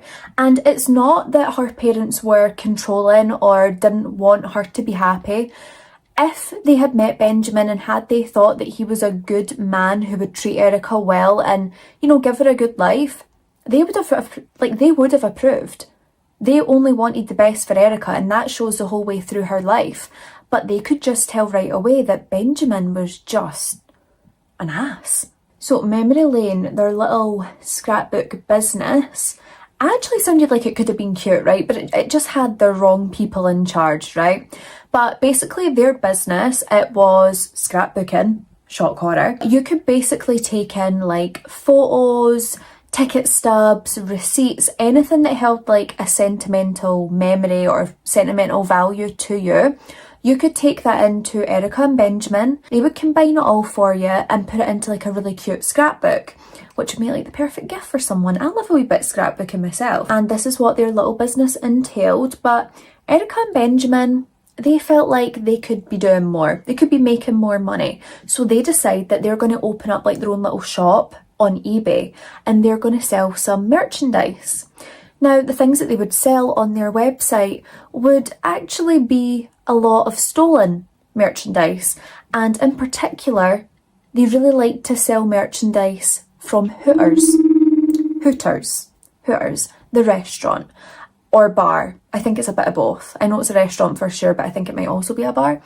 But they love to sell the Hooters merch. That seemed to do really well on the eBay store, and Hooters plays quite a crucial role in this story at one point. Now, at this point, every single person in Erika's life that knew her well was concerned for her like mental well-being, because she had just become so incredibly reckless with every decision she would make and every action that she would take. Sorry, I don't know why I'm rhyming, but sometimes it happens. Like, they didn't really recognise the person that Erika was anymore. She was drinking heavily, which she never did before, and now she was even taking drugs, which was something that she hadn't touched previously. Apparently. I can't say that for sure, but apparently. And not only was she like drinking and taking drugs and just being overall reckless, she started buying snakes. Yeah. I like snakes, but not too many. And I also don't think I'd actually have one, but I do think they're quite cute. But she got a snake for Benjamin, and Benjamin, he wound up calling this snake Hitler. Yeah, I wonder if it had a moustache. So it's Memorial Day weekend of 2002, and Benjamin and Erika, they decide that they deserve a break. You know, all these break-ins, stealing the Hooters merch, selling it online, is becoming too much. And, you know, outside of that, they're also having to use a Pritt stick and glue and stick things and, you know, sell that to people, selling back people's memories to them. So They decide that they are going to go away for Memorial Day weekend, and they decide to take a trip to Ocean City in Maryland, where they would rent out a penthouse in the Rainbow condominium complex. You know, they're just like taking a little trip to relight the fire, get the passion going again. Now, whilst we are talking about Ocean City, this is where we will meet the poor victims of this horrific case. So first off, we've got 51-year-old insurance executive Martha Jean Crutchley, and she better went as Jeannie to her friends, to her loved ones. She was Jeannie. Now, we also have her 32-year-old boyfriend, Joshua Ford, who was an investment banker. And I think just from saying their job titles, you can tell that these are successful, hardworking people. Now, Joshua and Jeannie, this Memorial Day weekend, they were also heading into Ocean City for some time to relax, de-stress, and just get some rest that they deserve because they are hardworking people. So Joshua, he was raised in South Boston, Massachusetts. He was incredibly hardworking and extremely dedicated to his job. Now, he had so many different passions, particularly around sports, and more specifically, martial arts. He had done karate when he was a child, and this was a passion that followed him throughout his adulthood as well. Joshua was described by those who love him as kind, funny, compassionate, loving and caring. Now, Jeannie, she was described as one of the most calm, compassionate and loving people that you would ever meet. And just like Joshua, she was so hardworking, she was so incredibly dedicated to her job, and she really worked hard to live the life that she did. Now, in 2001, they had moved to Fairfax, Virginia, because Joshua received a really lucrative job offer. Again, because they're hardworking, they're working their way up. And then come Memorial Day weekend of 2002, the couple decided that they absolutely deserve a break, some time away to let loose and relax. So on the evening of May the 25th, 2002, Jeannie and Joshua, they're sort of coming up with their plan for the night. They decide that they are going to grab some dinner, some drinks, and then just see where the night took them because, you know, they weren't having to look out for work the next day. They had the whole weekend to themselves, so they were in no rush to get out then get back home. So first of all, they took a bus downtown where they would grab their dinner and drinks. So Jeannie and Joshua, they finished their dinner and drinks, and they've kind of got that little like buzz about them. Like when you first have a drink and you get that buzz where it feels like the night's just beginning. They had that kind of feeling, so they decide they're going to board a bus, you know. They end up where they end up, they might go to a club. Whilst they're getting on this bus, they are seen offering to pay for another couple's bus fare because apparently this other couple didn't have change, and it is believed that this would have been Benjamin and Erika. Now, whether it was Benjamin or Erika who they were offering to pay their bus fare doesn't really matter because we do know for a fact that Benjamin and Erika were on the same bus as Jeannie and Joshua. Now, Jeannie and Joshua, they are talking away to this couple who they believe is very friendly, very funny, very outgoing. They're having a really nice time chatting away to them, and then this couple, Benjamin and Erika, they ask Jeannie and Joshua if they would like to go clubbing with them. Now, Jeannie and Joshua, of course, are just, you know, kind of starting to get into their night, and they're more than up for a bit of partying, so they decide that they'll head off to the club with Benjamin and Erika. So Jeannie and Joshua, not wanting their fun to end just yet on their one weekend that they're actually just getting to do whatever they want, they decide to go to Club Secrets with Benjamin and Erika. Whilst at Club Secrets, the couples are both really enjoying themselves. They're having a really nice time. They're singing, they're dancing, they're chatting away, they're having loads of drinks, and the night is just flying by, and it goes by so quickly that the club is at its closing time now. Like, do you know that way when you're on a night out, you get a bit carried away and you're there until like the club lights turn on, and it's a whole self-reflection moment of like, oh my god, what am I still doing here? Well, they have that. And still, Jeannie and Joshua, a couple who don't always get to do this, they were having so much fun, they didn't want to go home. Benjamin and Erika, they ask if they want to come back to their penthouse where they can continue chatting away and having a few more drinks. Jeannie and Joshua at this point are thinking, do you know what, we've maybe made like friends with another couple, which is always nice. So they decide that they're going to go back because they're having such a nice time. And it's honestly just so sad to think about. Like, this couple, they just think that they've met some really nice, genuine people who they can have a good time with and possibly continue a friendship with. And they have no real idea the kind of people that they're dealing with and just what they had in store for Joshua and Jeannie. So at this point, it's said that both couples are really enjoying their night. They're actually in the hot tub, they're drinking, they're laughing, they're singing, just having a really good time, when all of a sudden Erika jumps up out of the hot tub and goes away upstairs. A couple of minutes later, Erika can be heard screaming at the top of her voice, and she starts to scream like, "Where's my pocketbook? Someone's taken my pocketbook!" And she is very angry and very accusatory toward both Jeannie and Joshua. Now, on the back of this, Benjamin, he pipes up. He stands up, gets out the hot tub, and then grabs his .357 Magnum revolver. So he frantically and threateningly, he's like waving this about like, "Who's got my wife's pocketbook? Who stole my wife's pocketbook?" And at this point, Jeannie and Joshua, they realise the kind of people they're surrounded by. I mean, of course, Jeannie and Joshua hadn't touched this pocketbook that they're talking about.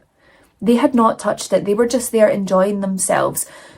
This couple quite clearly had this planned, and they realise the level of danger that they're facing. And Jeannie and Joshua, at this point, they've realised that they've actually just come in contact with a couple who have found an opportunity to kill. So both of them, terrified for their lives, they run to the bathroom immediately. They sprint in and they lock the door, and both Benjamin and Erika are banging on the door at this point, trying to get in. Benjamin even fires the gun, lets off shots, aiming at the door, and both him and Erika break the door down. Now, certain sources state different numbers. So Joshua, he had been shot either 2 or 4 times in the head, which killed him almost immediately.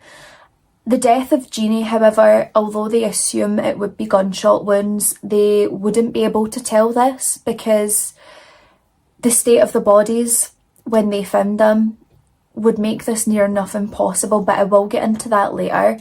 But the part that just really upset me was when they had broke down this bathroom door and they killed Joshua, Jeannie was like curled up in a ball, like in the fetal position, cowering away underneath the vanity in the bathroom. She was so terrified, and I can't even imagine how terrified she would have been after Joshua had been killed. So the families of Jeannie and Joshua, they start to get really quite concerned when they've not heard from them. Like, people had reached out to ask them how their weekend was going, to get an update from them, make sure that they're enjoying themselves, and they never heard back.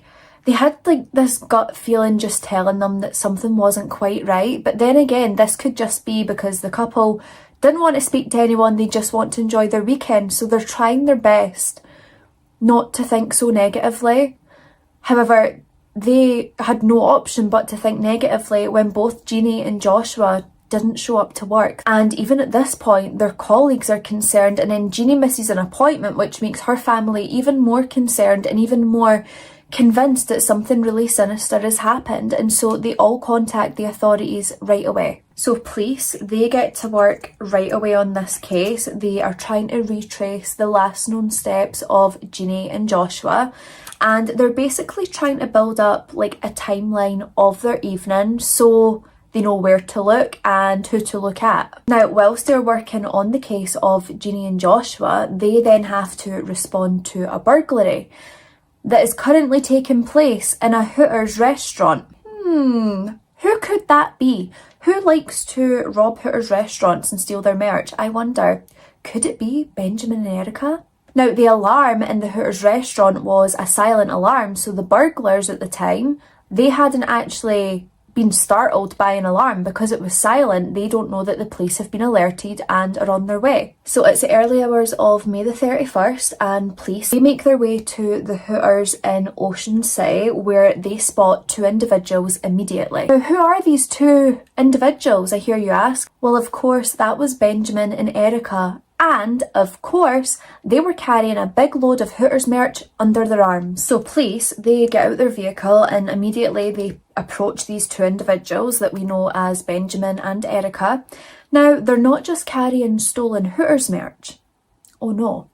Erika, she has a .357 Magnum revolver and a knife. And BJ, he has a 9mm handgun and a knife as well. Why would you need those? I wonder. So the police, they arrest Erika and Benjamin on the spot because they're thieves at this point, they're only thieves. Now, when they get arrested, Erika, she starts freaking out. She's claiming that she's having a panic attack and that she needs her anxiety medication. So the police, they kindly go into her purse and they are raking around, you know, that purse that was apparently stolen, by the way. Anyway, they're raking around trying to find the medication. Whilst they're finding that, they also find 2 IDs that don't belong to Benjamin and don't belong to Erika. And they're no fakes. These IDs are for Martha Jean Crutchley and Joshua Ford. And right away, the police, they recognise this as the people who have been reported missing. Ignore the concealer here, I'm trying a new thing that I see on TikTok. Anyway, so the police, they not only find the identification of these 2 missing people, but they also find a key that leads to a penthouse. The penthouse of Erika and Benjamin, the one that they're renting. So police ask, where did these IDs come from? And the couple just remain silent. So police then have to take them in for questioning, and they decide that they're going to head to the penthouse that Benjamin and Erika were renting. In their mind at this point, they are just hoping and praying that they might find Jeannie and Joshua alive, but they wouldn't. So when police enter the penthouse, they immediately notice that there is blood spatter in the master bedroom and also in the bathroom. The bathroom looked like it had been wiped down and like cleaned pretty well, but there was a few specks of blood spatter that had been missed. There was also a bullet hole in the wall, and they actually found there was like plaster and paint that obviously it looked like they were going to try and fill in the bullet hole and then paint over it so it didn't look suspicious. Now, there was also 2 spent bullets found as well, and these bullets had flesh on them, flesh and blood, and when these were later tested, it would be confirmed that Joshua's DNA was found on the bullets. Now, whilst at the scene of this crime, they are finding a lot of evidence, but what they can't seem to find is the bodies of Joshua or Jeannie. So where were they? Now at this point, back at the station, Erika, she's folded like a cheap suit. She is singing like Johnny Cash. She confesses that the couple had in fact been murdered, but of course it wasn't her. And it wasn't Patricia. It had been Benjamin. Benjamin had committed these murders on his own accord, by himself, and all she did was help dispose of the bodies. As if that's not a crime. We know that this is not the case. She's quite clearly as culpable as Benjamin. So Erika, she tells the police that Benjamin had used his Navy SEAL skills, because remember, he's an ex-Navy SEAL, but he apparently used his Navy SEAL skills to dissect and dismember both Joshua and Jeannie so their bodies would be easier to get rid of. Now, Joshua and Jeannie, they were cut up into small parts. They were basically, you know, taken apart limb by limb, and their bodies were put into plastic bags, like trash bags, military kit bags, whatever they could find, like plastic boxes, to dispose of their remains. Now, Erika tells the police that these trash bags, plastic boxes, everything that they've used to put the remains into, they had been discarded in a dumpster in Delaware outside of a shop, and then ultimately they had been taken to a landfill. Now, luckily in this case, the police, they were actually able to trace where this particular load of trash had been taken. So they were able to find the exact landfill of, you know, where these remains would be. And they assemble a team and head straight to the landfill, and they're assisted by the landfill foreman, who is able to pinpoint exactly where this load of trash would be dumped that would contain the remains of Jeannie and Joshua. So whilst the police and, you know, that team that they've put together are searching through the landfill, this is when they would come across Jeannie's leg. And what's really devastating and harrowing is Jeannie's leg is the only part of her body that would ever be found to this day, and this is why they are unable to rule her official cause of death because they just don't know. Then they were able to uncover body parts of Joshua and they found his entire torso as well as both of his arms. And honestly, it just makes me so sad to think that this couple, they were just away for a weekend, trying to enjoy themselves, trying to let loose and have fun together. They're both so hard working, they deserve this little break, and then when they eventually take it, their lives are taken away. And it just, now as you can probably already guess with this couple, they just turn the blame on each other right away. Erika had been a lot more forthcoming from the start, whether she was telling the truth or not, which I don't think she was, but you know, she was more willing to speak at the start. Whereas Benjamin, he didn't really speak at all in the beginning. He wouldn't really speak much until his trial in April of 2003, where he would testify. He claims that Erika was the one who carried out these murders all by herself. He was apparently sleeping in his car at the time that these murders had occurred. Why are you in the car when you came back on the bus? You know, and you like, why were you in your car, right? But he tries to say this, which I also don't believe. I believe that they were both as guilty as each other. I believe this was their plan. But anyway, and he also tries to state that the only involvement he had in this case, the only involvement was dismembering and disposing of these bodies. Again, like it is not a crime. So Erika, she begins her defence by saying that Benjamin was abusive to her, not just physically, but mentally. He had threatened to kill her family at one point. He was racist and a bigot and just all around not a nice person to be around. And she was in fear of her life. Now, what I believe is the nail in the coffin for Erika and Benjamin in this case is the testimony of a woman by the name of Melissa Selling. Now, Melissa, she had met this couple a couple of days after the murder of Jeannie and Joshua. The couple had basically befriended her and then asked if she wanted to come back to their condo where they could have a few drinks and continue chatting. It's sounding familiar. Now, whilst they're at the condo, Erika claims that her purse has been stolen. Where have we heard this before? And then, if it's not familiar enough, Benjamin pops up with a gun and starts demanding that, you know, Melissa gives this purse back to Erika that she had not even stolen. So this is going on for a couple of minutes. Melissa is in fear for her life, just like Jeannie and Joshua would have been. However, it all kind of takes a turn when Benjamin says he's located the purse and everything's fine.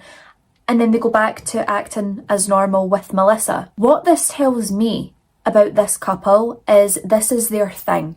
This is their bit that they do to commit murder. I don't know what was different about Melissa, I'm not entirely sure, but something was different and they decided not to go ahead with her murder. Now, also according to Melissa, that night, Benjamin had basically bragged about killing 2 people just a few days before, Jeannie and Joshua. Now, in April of 2003, Benjamin would be found guilty of second-degree murder.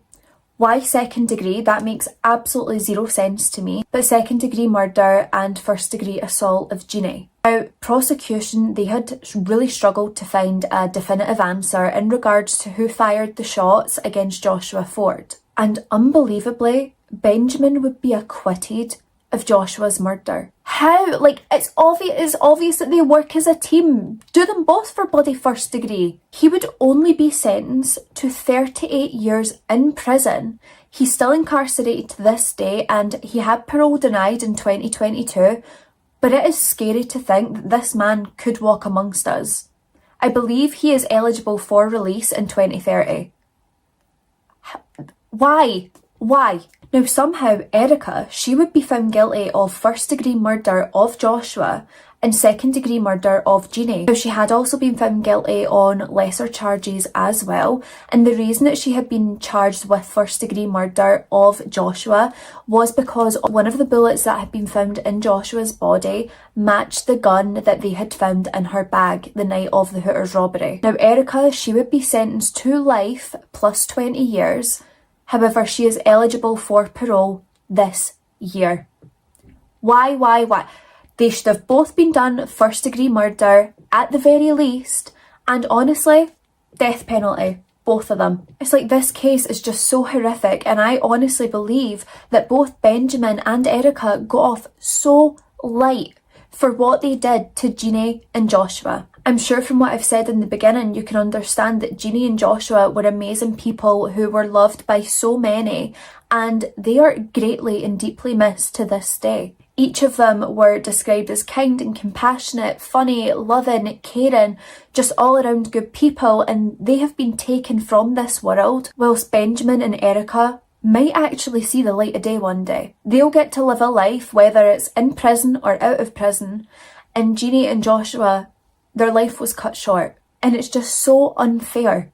As always, please keep Jeannie and Joshua in your minds and in your hearts, and please think about their family and send love and prayers their way, because what they've went through is just so unfathomable, and I can only imagine how they must be feeling knowing that these two evil monsters could see the light of day one day. So that is it for today's video. I really hope this one was interesting, and I hope it was a new case for some of you guys as well. I know a lot of yous will already know this case, but it was one that I've not really seen covered as much as I feel it should be, so I really wanted to share this one with you today.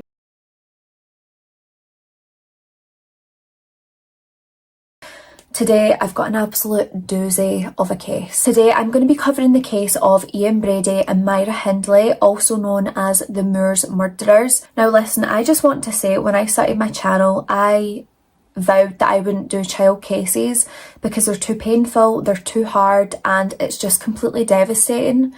Then I realised that this is exactly why myself and other creators, we should be covering these cases. We should keep them at light, because people like Ian Brady and Myra Hindley, they still exist to this day, and they are still attacking and preying on these young vulnerable children, and we need to be aware that this still happens so we can do more to stop it. I always say, if my channel gets to the heights that I want it to get to, if I can grow it, I want to work with charities, foundations, I want to be able to give money so serial killers can be identified, and so victims' bodies can be identified and given back to their families, or to provide justice and closure to families. That is the whole reason why I make these videos, and if it is hard and if it is devastating, it still needs to be done. Before we go any further, please don't forget to like, comment and subscribe to my channel. Put on the notification bell so you don't miss when I upload, which is every Wednesday and Sunday at 7:30 British Standard Time. Any details of what I've used on my face today will be in the description below, alongside my social media handles if you want to give them a follow there.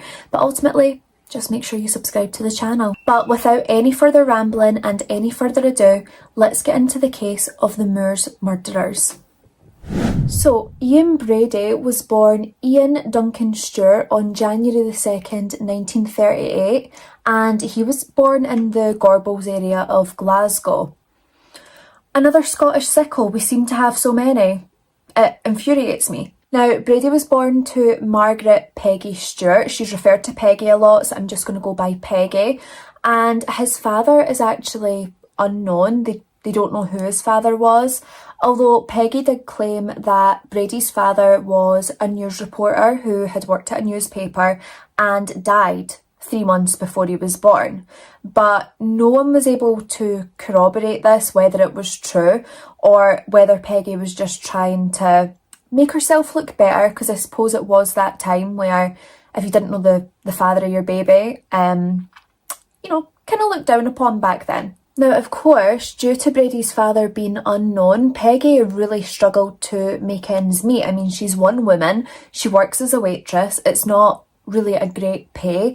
So she decides that the best thing for Ian at this point is to be given away to a couple called Mary and John Sloan. They were a local couple in the area, and they already had 4 children of their own. So she thought it would be better, someone who's financially stable, and also he would get some siblings from it as well. Now, at the age of 9 years old, Brady had taken a trip to Loch Lomond with his family, and it was at this point that he realised his great love for the great outdoors. He just loved being in the wild, the wilderness, with nature. It was something he really enjoyed. Now, various authors would later state that Brady was very much into torturing animals, and Brady, He objected these claims like nothing else. Like, he was fine to admit that he murdered small children, but the animals is where he drew the line. Really? Now, it was actually said that Ian Brady had killed a cat just aged 10. It's said that he stoned dogs and he cut off rabbits' heads, and that he had also burnt a cat alive. Like, burned it alive.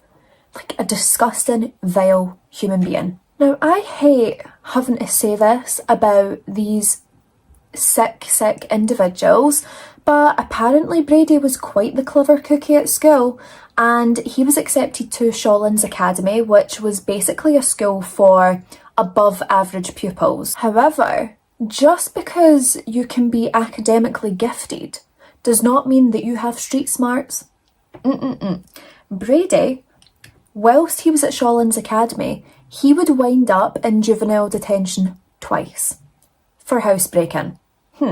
Now, he actually left the academy at the age of 15, just couldn't quite hack it, couldn't behave, and he went to work as a tea boy at a shipyard in Govan. And 9 months later, he had gotten a job as a butcher's messenger, and he even got himself a little girlfriend, Evelyn Grant. However, Evelyn would end up having to break up with Brady because he threatened her with a switchblade. Like a pocket knife, pen knife, whatever you call it where you're from, but one of those little knives. He threatened her with one of those, all because she danced with another boy. Which, like, listen, dancing with another boy, yeah, it would sting to see it. Is it worth bringing in a switchblade? No. Now, Brady had then went on to appear in front of the court with 9 charges against him. Now, after his 17th birthday, he was placed on probation with the condition that he had to live with his mother, Peggy. Now, at this point, Peggy was living in Manchester, so she had moved away. She married an Irish fruit merchant by the name of Patrick Brady. And Patrick would go on to get Ian Brady a job as a fruit porter at Smithfield Supermarket, and then Ian had went on to take Patrick's surname, Brady. Now, if I was Paddy, all those years later, I'd be like, oh damn, really wish I hadn't given up the surname to you. Like, let me tell you something. Ian Brady is really going to bring down the Brady family name. He is an absolute monster. Now, within just a year of moving to Manchester, Brady was sent to Strangeways for 3 months after he was caught trying to steal lead seals from a supermarket and then trying to smuggle them out of said market. So he was sent away. Now, because Brady was still under the age of 18, he was sentenced to 2 years in Borstal, which is like a youth detention centre, and he was sent there for training. So he was sent to Latchmere House in London and then Hatfield, Borstal. Now, during this time, Ian Brady was found drunk on an alcohol that he had made himself. So, like, made himself up a little bit of moonshine, and like, we know how dangerous moonshine is. And if you don't, there's a saying that moonshine can make your eyes go blind. Yeah, dangerous stuff. But he was caught doing this, so he was sent away to a tougher unit in Hull. Now, on November the 14th, 1957, Brady would be released, and it was at this point that it appeared that he had come to a turning point himself, okay? He was doing a bit of a U-turn on life, and he just wanted to better himself at this point, apparently, right? So he had actually obtained a set of manuals on bookkeeping, and he would study this consistently. Like, at one point, he was just holed up in his room, locked in, studying away, and his parents were shocked at the dedication that he was displaying. I mean, they've never seen this from Brady before. Maybe he was going to turn his life around. Shock horror. He was not. However, his, personal studies had somewhat paid off, because in January of 1959, Ian Brady was offered a clerical job at Millward's Merchandising, and this place was like a chemical distribution company, and it was based in Gorton. Now, Brady still very much liked to read, and his favourite books to read was Teach Yourself German. Love that. New life skill for him. But then it gets a bit sus when his other favourite book is Mein Kampf. If you done history in school, you know exactly what that book is. And the other ones that he would like to read was anything that was based on Nazi atrocities. Yeah. So now we're going to go on to talk about the second spawn of Satan. Yeah, Myra Hindley. I hate this woman. I hate them all. So Myra Hindley, she was born in Crumpsall on the 23rd of July 1942, and she was born to Nellie and Bob Hindley. Now, Myra was actually raised in Gorton, which at this point was a working class area of Manchester. Now, Myra Hindley's father, he was an abusive alcoholic. He would abuse his wife and his children, and the conditions at home were just not ideal to be living in. I mean, Myra herself, she slept in a single bed at the side of her mum and dad's double bed. Like, there was just not enough space. And then when Myra's younger sister Maureen was born in 1946, the living conditions only deteriorated further. I mean, there is not enough space for all these children. Now, due to the lack of space and the bad conditions, the following year when Myra was 5 years old, she was sent to live with her grandmother. Now, a brief little bit of background on Bob Hindley, Myra's dad. He had actually served with the Parachute Regiment. He had been stationed in North Africa, Cyprus and Italy during the World War. Now, he was known to be extremely tough, and he expected nothing less from Myra. He expected her to be as tough as he was, even as a child. And with that, he expected that Myra should be able to stick up for herself and defend herself. So one day, a boy who was 8 years old, he had basically, scratched or hit Myra, and it actually drew blood on her cheek. Now, it was really sore, and obviously she was scared, as you would be as a little girl. She did what any other little girl would do. She ran to her dad for comfort and reassurance, and all she got from her father was a threat. He said to her, if she doesn't go back and stick up for herself by fighting that boy, he will leather her himself. Now, for anyone not in the area or who doesn't really use the term leather, it means to, batter someone. To fight them, basically. So this dad's threatening to batter or fight his young daughter, who's like crying to him for help.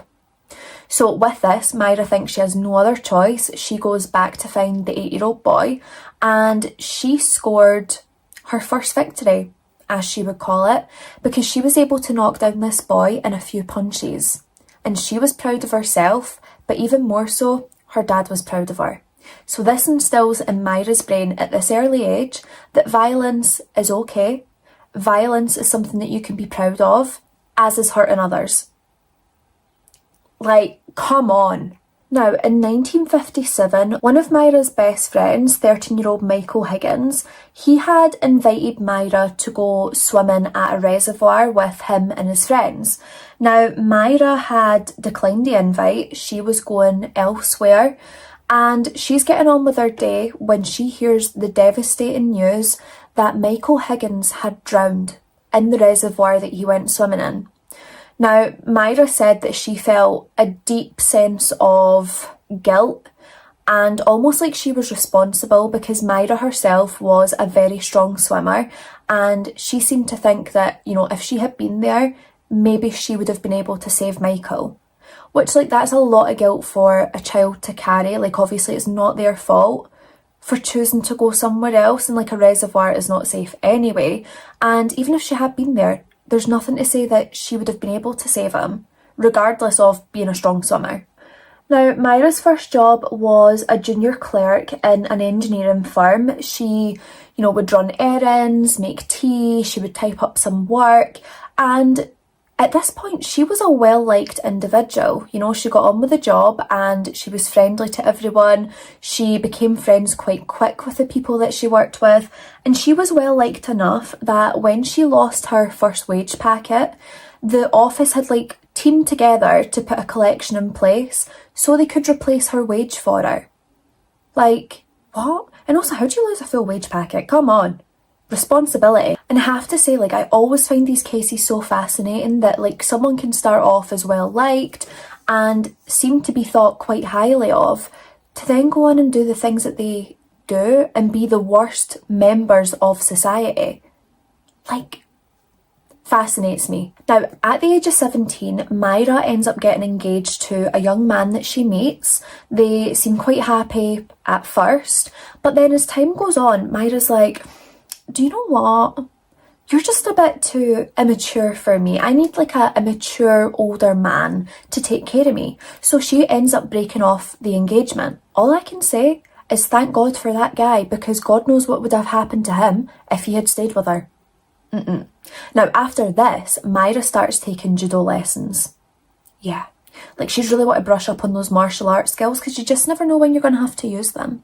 Now, at the judo class, people wouldn't even want to spar with her, like that sort of like practicing that you do, because apparently she wouldn't loosen her grip quickly enough when you were instructed to. It's almost like she just loved that extra squeeze, you know? She loved to inflict the pain. Like, if she rocked up at my judo class, not that I do judo, I don't think I could, if she rocked up, I would leave. Although if I knew who she was and what she did, I'd probably try and fight her a wee bit, but might get myself in a sticky situation. Now, I know that you're all thinking, Anna, when does the love story between Satan's offspring begin? We're getting there. In January of 1961, 18-year-old Myra gets a clerical job at Millwards. Who works there? Brady. The minute that Myra met Ian Brady, she was infatuated with him. She was obsessed with him. And in the beginning, Ian Brady knew this, but he wasn't interested in Myra, and she would do whatever she could to get his attention. Now, Myra begins keeping a diary, and she is actually detailing in great detail her obsession to Ian Brady and how much she's lusting after him. Now, her and Ian, they only ended up speaking on July the 27th, and from there until December the 22nd, when Ian Brady finally asked her out, she just further detailed her utter obsession with him. Now, on their first date, they went to a movie together. Oh no. They went to watch a movie about the Nuremberg trials, and Ian Brady had told Myra Hindley about his fascination with Nazi atrocities, and on their lunch breaks they would read to each other. Now, it wasn't like It Ends With Us, like the latest Colleen Hoover. It was Nazi atrocity stories. Yeah. Now, Myra, she wants to be as good as she can for Ian, right? So she drastically changes her look to the Aryan ideal. So she bleached her hair, which can I just say is god-awful. God-awful. If a hairdresser did that, they need sued immediately, because it's terrible. But I'm reckoning it was probably a botched job by Myra herself. But she had this like bleach blonde hair, she started wearing really dark eye makeup and this like deep red lipstick. Like, she thought that she was this, you know, and she wasn't. She looked terrible. Now, at this point as well, she's like changing up her whole style. So she's wearing leather jackets, she's wearing like knee to thigh high boots, short skirts, just fishnets, you know, this whole vibe that just didn't suit her at all. Now, at this point, both herself and Ian Brady, they become less sociable with their work colleagues. So she's no longer this fun, friendly person. She's withdrawn, isolated, and honestly just not a person you want to get close to. Now, even before Myra Hindley had passed her driving test, she would hire like a big van, and whilst they were driving around in this van, like Bonnie and Clyde, they would plan bank robberies and things that they could do together, especially crimes. Now, Myra, she had actually went on to befriend a man who was the president of a gun rifle range. Now, she attended this range, and the man had basically arranged for Myra to buy a .22 caliber rifle, and this would be from a gun merchant in Manchester. Bad idea. BADIDEA _bold. Now, it was around this point that Ian Brady himself became very interested in photography, which again could have been a great utilised life skill. He could have made a career out of photography, but no, he would use it for sadistic reasons. Now, he actually owned a brown box which he would use to take photos of Myra Hindley and her dog. He then went on to purchase a more sophisticated model, and he got himself some, you know, fancy lighting and darkroom equipment. Now, the couple, they would go on to take photos of each other and in this day and age they were considered racy and explicit. I don't want to see them. Now, on the 12th of July 1963, Ian Brady came to Myra Hindley and he told her, "I want to commit the perfect murder."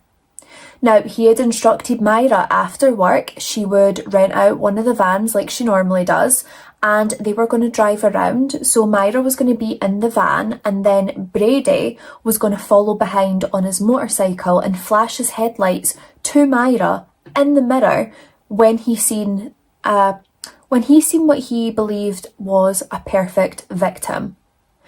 These victims would be children, okay? Innocent children who cannot fight back, who can barely look after themselves, who are so innocent and have their whole life ahead of them. This to him was the perfect victims. Now, I'm going to do my best not to get upset today, okay? Because I get a bit emotional, and this is TMI, but it's TOM, and I'm feeling emotional and in pain. So bear with. So this day they are driving down Gorton Lane and Ian Brady sees a young girl who he believes is the perfect first victim. So he flashes his lights to Myra to signal her to pull over and, entice the victim into her van. However, Myra actually ignores this signal from Brady because she recognises this little girl. This little girl was an 8-year-old neighbour of her mother. However, it would be later that day when Ian Brady spotted 16-year-old Pauline Reid that everything would change. So it was around 7:30 p.m. and they were driving down Froxmere Street, and this is when Ian Brady signalled to Myra Hindley to pull over because he had spotted Pauline Reid. Now, Pauline Reid was actually a schoolmate of Myra's younger sister, Maureen. At this point in time, Pauline Reid was on her way to a dance. She was dressed up and she was excited, not knowing what was going to happen to her this day. So Hindley, she pulls up alongside Pauline and she offers Pauline a lift. Pauline, of course, recognises Myra. She is friends with her sister, or at least a classmate of her sister's, and she agrees to the lift. Now, when she's in the van with Myra, Myra says, I'm giving you a lift. Do you mind if we can go to Saddleworth Moor? I've actually lost an expensive glove of mine. If you can help me find it and then I'll drop you off. Pauline Reid, being the nice, kind, caring person that she was, she agreed to help Myra look for her glove. Now, I do apologise if this seems obvious, but I just want to confirm for you guys that there is in fact no glove to be found. Obviously, this is just a ruse by Myra to get Pauline Reid to the Saddleworth Moor. So they drive to the moors, and of course Brady is following behind. So they get to the moors, and when Brady pulls up, Myra says, don't worry, I know him, he's just here to also help search for the glove. Now, Myra Hindley would later state that she waited in the van and Ian Brady accompanied Pauline Reid to the moor. She had then said that he returned around 30 minutes later by himself, no sight of Pauline Reid. When Myra notices that Pauline's not there, she basically asks Brady, what's happened to her. And apparently Brady takes her to the spot where he killed Pauline, and Pauline's clothes were all in disarray, and she was nearly decapitated by 2 large wounds to her throat, and this included a 4-inch incision right across her voice box. And then when Myra had asked Brady if he had raped Pauline, he said, "Of course I raped her." Now let me just reiterate to you guys, this is Myra's account. She's saying that she wasn't there when Pauline was murdered, right? This is what she later told police. So bear that in mind, because it's a bunch of bull, to be honest. Now, according to Myra, apparently she sat with Pauline's body whilst Brady went to go and get a shovel that he had placed in the field earlier. Premeditation, he was prepared for this murder. And then when he came back, Myra said that she went back to the van and she sat there whilst Brady buried the body of Pauline Reid. Now, if we flip it around and we discuss what Brady said, he said Myra was very much present for the murder, and not only that, she took part in the sexual assault of Pauline Reid.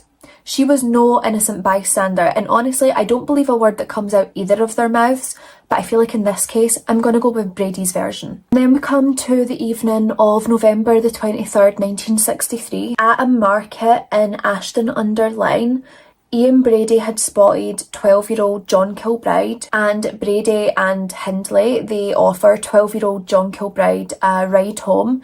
Brady says, you know, it's really late, like your parents wouldn't want you out this late, they're going to be getting worried about you. We'll take you home and we'll get you a bottle of sherry on the way. Once they got into Myra's hired Ford car, Brady had then told 12-year-old John that they were going to have to make a detour on the way to his house, because Myra had lost a glove on the moor and it was very expensive, so they needed to find it. Now apparently John agrees, they arrive at the moor and Brady takes John away to look for the glove, whilst Myra apparently sits in the van. Now whilst they were there, Brady had went on to sexually assault 12-year-old John, and he attempted to slit his throat with a 6-inch serrated blade before then strangling John with either a shoelace or a bit of string. Now, shortly afterward, he buried John in a shallow grave, and he had brought Myra over with the dog. They had stood on top of the shallow grave that John had been buried in, and Ian Brady photographed Myra Hindley and her dog on John's grave, and it was quite clear in this photo that the ground was recently disturbed. You could tell that it had recently been dug up.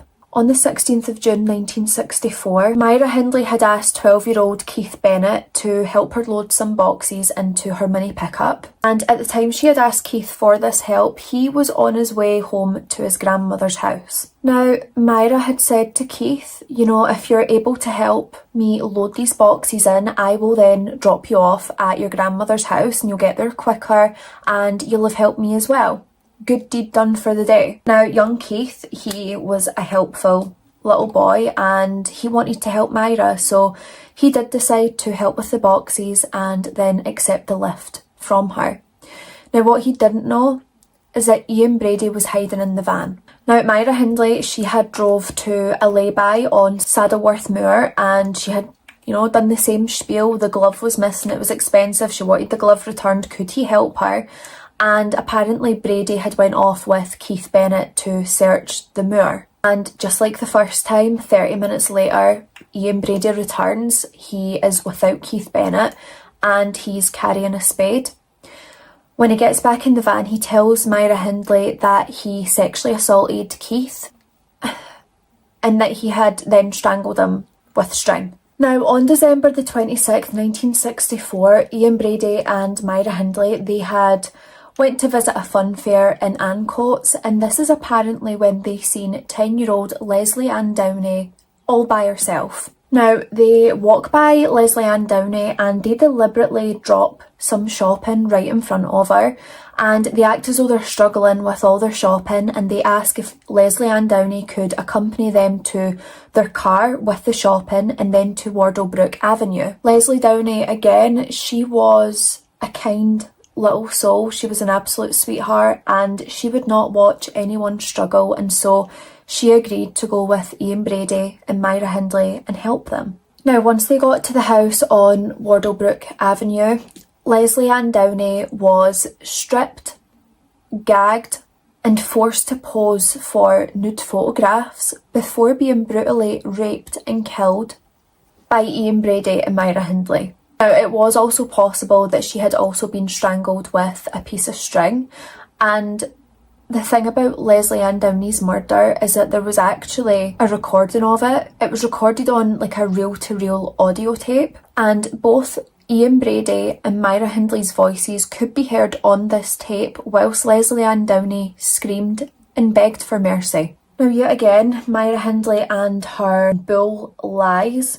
She says that she was in the house and she had went to run a bath, and when she returned from running her bath, Leslie Ann Downey was lying there dead. How big's your bath, Myra? Because obviously the bath does not run as long as a murder takes. Absolute idiotic woman on not a single brain cell on. Lights on, nobody home. Now, Leslie Ann Downey's body would remain in that home overnight, and in the morning, Ian Brady and Myra Hindley drove her out to Saddleworth Moor, and she was still naked.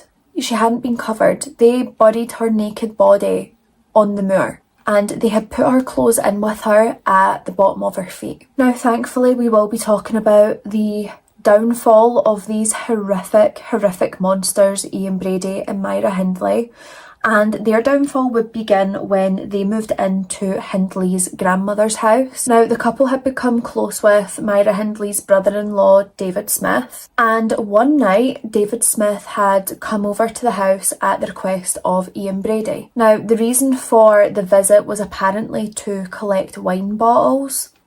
Now, it's worth mentioning that David Smith was kind of in awe of Ian Brady. He thought he was quite cool, he had his together, all of that, so he would really do anything that Ian Brady asked him to. Now, whilst David Smith was over collecting these wine bottles, he would witness the brutal beating of Edward Evans, who was a 17-year-old boy. He was being beat brutally by Ian Brady before being axed to death.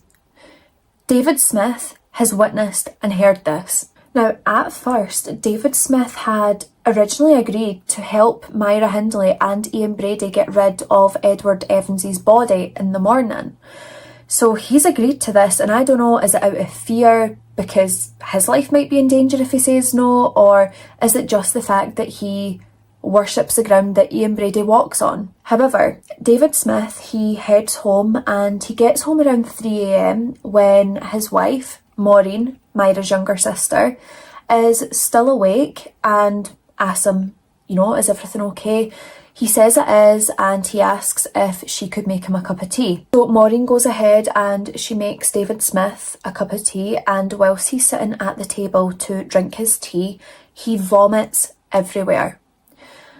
It must be, the guilt and also the shock that is setting in, and he tells Maureen exactly what he's seen and also what he's agreed to. And it's Myra Hindley's sister that tells David Smith that he has to go to the police. So around 6:10 a.m. the next morning, David Smith armed himself with a screwdriver and he headed off to a local phone box so he could phone the police.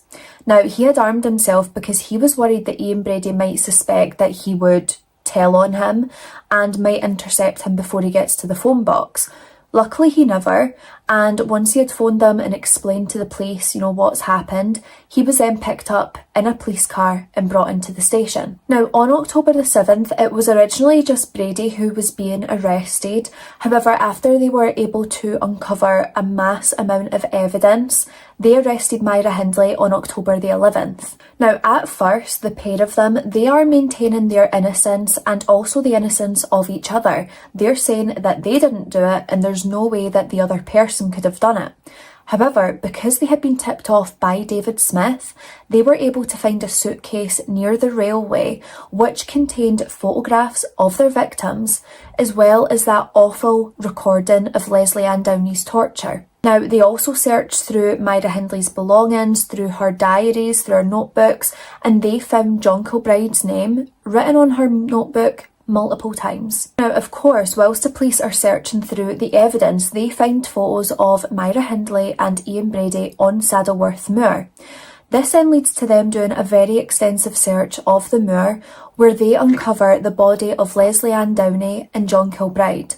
They were then charged with 3 counts of murder. Now, somehow, Ian Brady and Myra Hindley, they would only admit to the murders of Keith Bennett and Pauline Reed, and Myra Hindley even took the police to the moors where Pauline Reed and Keith Bennett had been buried. So they were able to uncover Pauline Reed's body, but devastatingly, Keith Bennett's body was never found. Now, following the conviction, Ian Brady was moved to HM Prison in Durham and he requested to spend his time in solitary confinement. Now, Ian Brady, he would spend 19 years in a mainstream prison before he was diagnosed as a psychopath in 1985. He was then moved to high security Park Lane Hospital, which is now known as Ashworth Hospital, I believe. Now, it was agreed by the judge and the Home Secretaries at the trial that a life sentence for Ian Brady should mean life. He should not be out of prison during his lifetime. he should die in prison. After receiving end-of-life care, Ian Brady would die at Ashworth Hospital due to a restrictive pulmonary disease, and this was on May the 15th, 2017. So he got to live quite a long life despite taking the lives of innocent children who barely lived a life at all. Also, I'm going to be absolutely honest here, the fact that he even received end-of-life care just sets me off. Like, he should have suffered, in my opinion. Now, whilst incarcerated in Holloway prison, Myra Hindley would frequently write to Ian Brady until 1971, where she basically called it quits on the relationship. They had sporadic contact over the next several months, but ultimately that came to an end when Myra Hindley fell in love with one of the prison guards, Patricia Cairns. Now, Patricia Cairns must have reciprocated the love that Myra had to offer, because Patricia tried to help Myra and Maxine Croft escape from prison. Now, luckily, this escape failed and Patricia Cairns was sentenced to 6 years in prison. What an absolute doughball. What a dummy. Like, do you not know what she's done, or do you know what she's done and you still find her attractive? Sick. Now, at some point, Myra Hindley, she was transferred to Durham Prison, which is around 250 miles away from the prison that Ian Brady was held in. On November the 15th, 2002, Myra Hindley was 60 years old when she died from respiratory failure. And this was on the back of her suffering from several heart and lung conditions. And honestly, I hope she suffered. I hope she suffered. People like Ian Brady and Myra Hindley are just the most monstrous people that we will ever hear about, and although it pains me to talk about them and discuss them, I just want to make sure that everyone still remembers these victims who lost their lives at their hands, but also remember them for the kind of people that they were, not how they were taken from this world, because each and every one of these children, they were loved, they were someone's daughter, they were someone's son, they had loving family, loving friends, and they had so much to look forward to in their future. All of them were described as kind, sweet, caring individuals who just wanted to help people, and Ian Brady and Myra Hindley completely took advantage of this and of their innocence. I hope and pray to the God above that Ian Brady and Myra Hindley went on the elevator to hell, which we know that they would have. They're not going up to the Golden Gates, we know that. Down in hell, I hope they're burning, and I hope that they are facing torture for all eternity. But my loves, this is the end of the case of Ian Brady and Myra Hindley, the Moors murders. I know this is a hard case to listen to, but I feel like it's so important to cover it, and I don't want to shy away from cases just because they're hard. I said when I started my channel that I didn't want to do child cases because they're too hard, they're too devastating, and they're too painful. But recently I've been thinking, well, this is exactly why we need to cover them though, because people like Myra Hindley and Ian Brady still exist, and they are still doing this to innocent children out there. It needs to be stopped, and people need to be aware and, you know, look for the signs, look after each other, look out for others' children, make sure that everyone is kept safe. But I do hope this case was interesting, and I really hope I was able to do it some justice for the poor victims and those victims' families who have lost such an important part of their household and their life and part of them. Please don't forget to like, comment and subscribe to my channel. Put the notification bell on so you don't miss when I upload, which is every Wednesday and Sunday at 7:30 p.m. British Standard Time. If you have any case suggestions, you can leave them in the comments below or send them to my email. In the description below, you will also find the details of the products used on my face today, in case there's anything that you want to have a look at or purchase for yourself. But that's everything for today. Be a good person, don't be a bad person, stay safe and look after each other, and I will see you in the next one. Bye!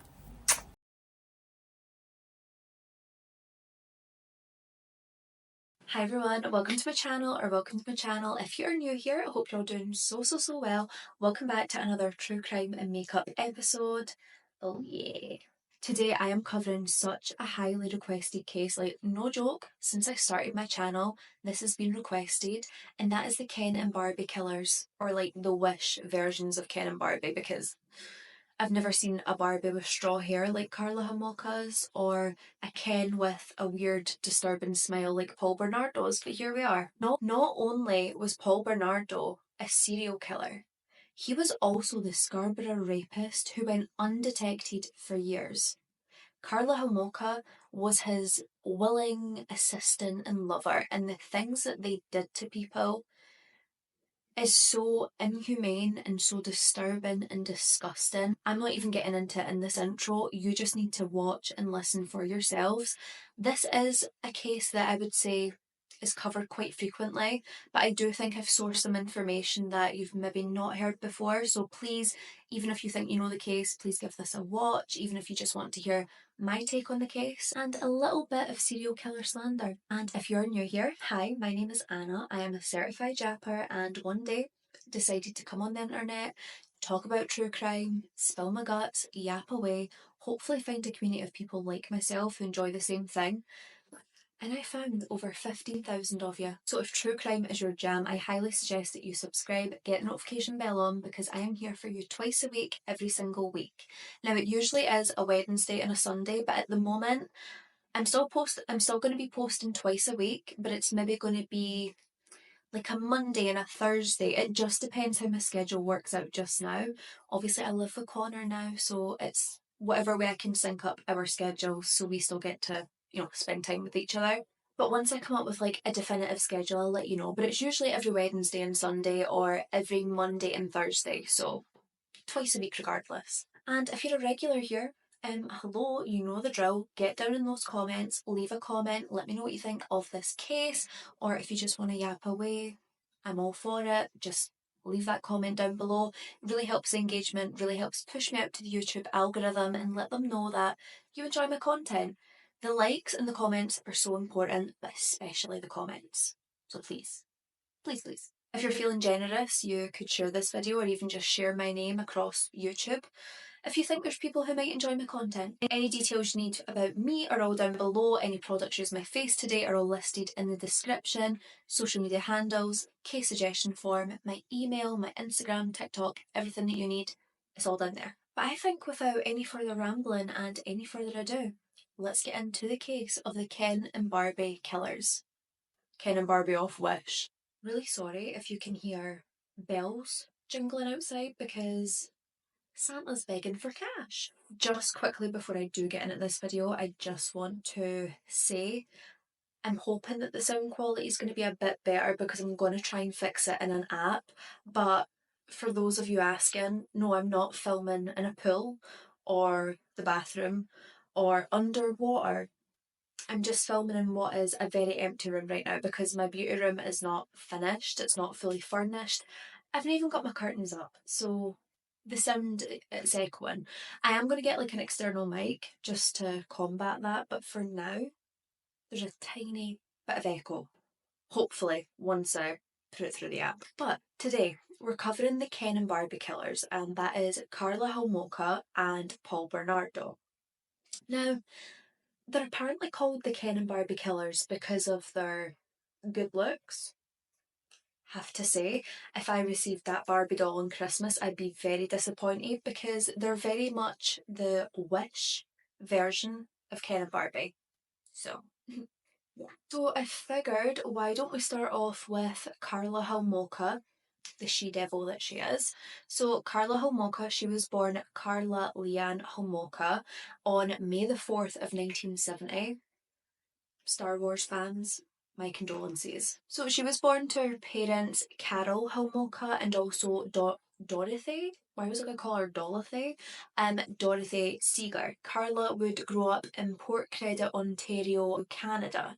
Now, there is some information for us to know regarding Karla's father. Not the best guy. Not the best guy at all. Oh, also, just whilst I'm thinking about it, someone told me not to look directly at the camera because apparently I look like a bug. They said it was giving bug's eyes. Let me clarify, I have like huge eyes. My boyfriend calls me bug eyes, so yeah, that's that. So Karol, he was Czechoslovakian. He was an immigrant who had moved to Canada for better opportunities. He was currently working as a travelling salesman, and he was a man known to have a very, very bad temper. a really, really short fuse. He also struggled with alcoholism, which did not help his anger, and it was often that he would actually beat Dorothy, Karla's mother. Now, he would always come home drunk, and it seemed that whenever he came home drunk, he just wanted to argue. Like, he would pick fights, physical fights, verbal fights. He was very physically abusive to Dorothy. And obviously, for any children being raised in that kind of volatile environment is just absolutely horrendous. And Karla, with her being the eldest of 3 children, she would comfort her 2 younger siblings and, tell them everything's going to be okay. She would dry their tears.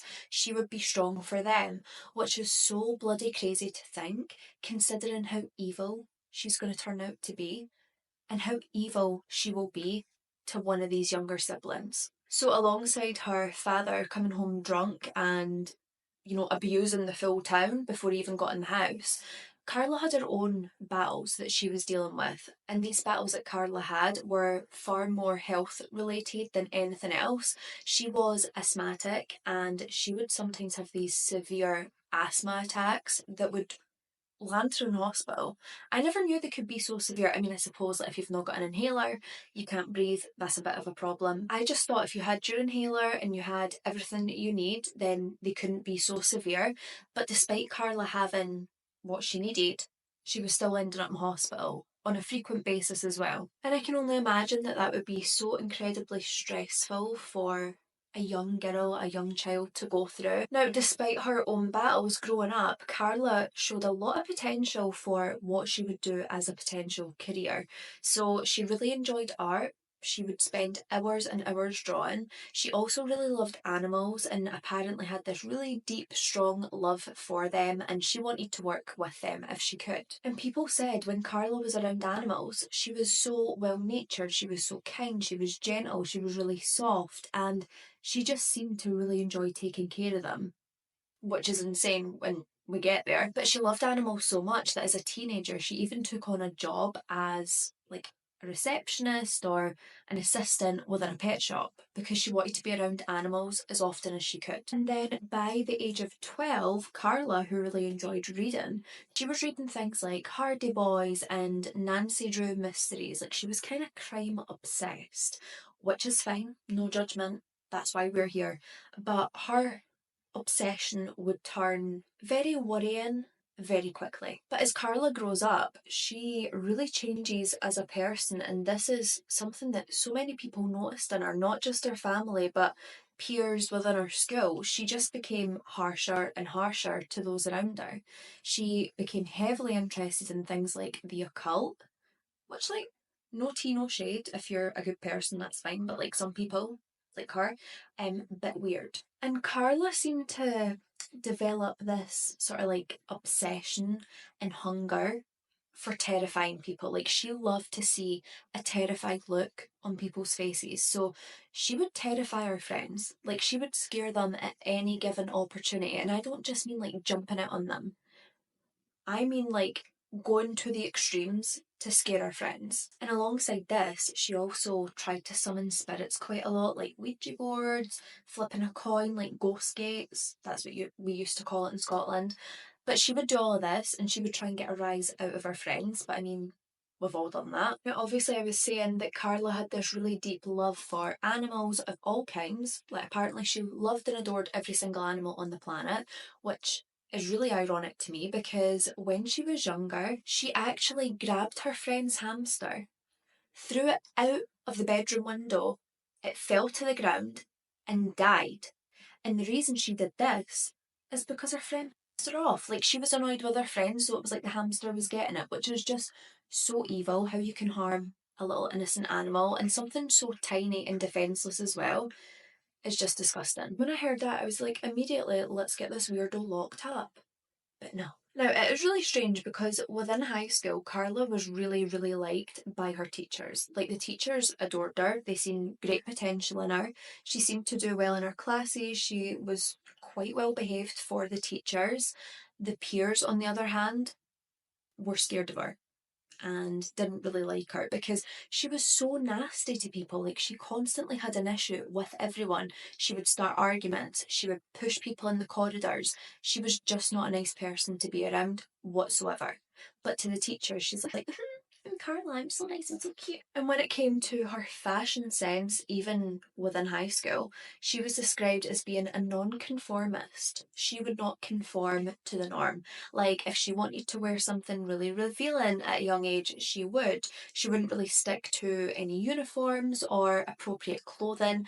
She was wearing things that would be deemed unacceptable for a girl of her young age. And she was also described as being someone who just did not care what anyone thought of her.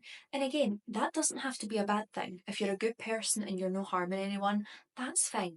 But we cannot say that for little Barbie here, because she was a horrible, horrible, horrible, terrible, horrific human being. So another thing about Karla is she just absolutely loved attention.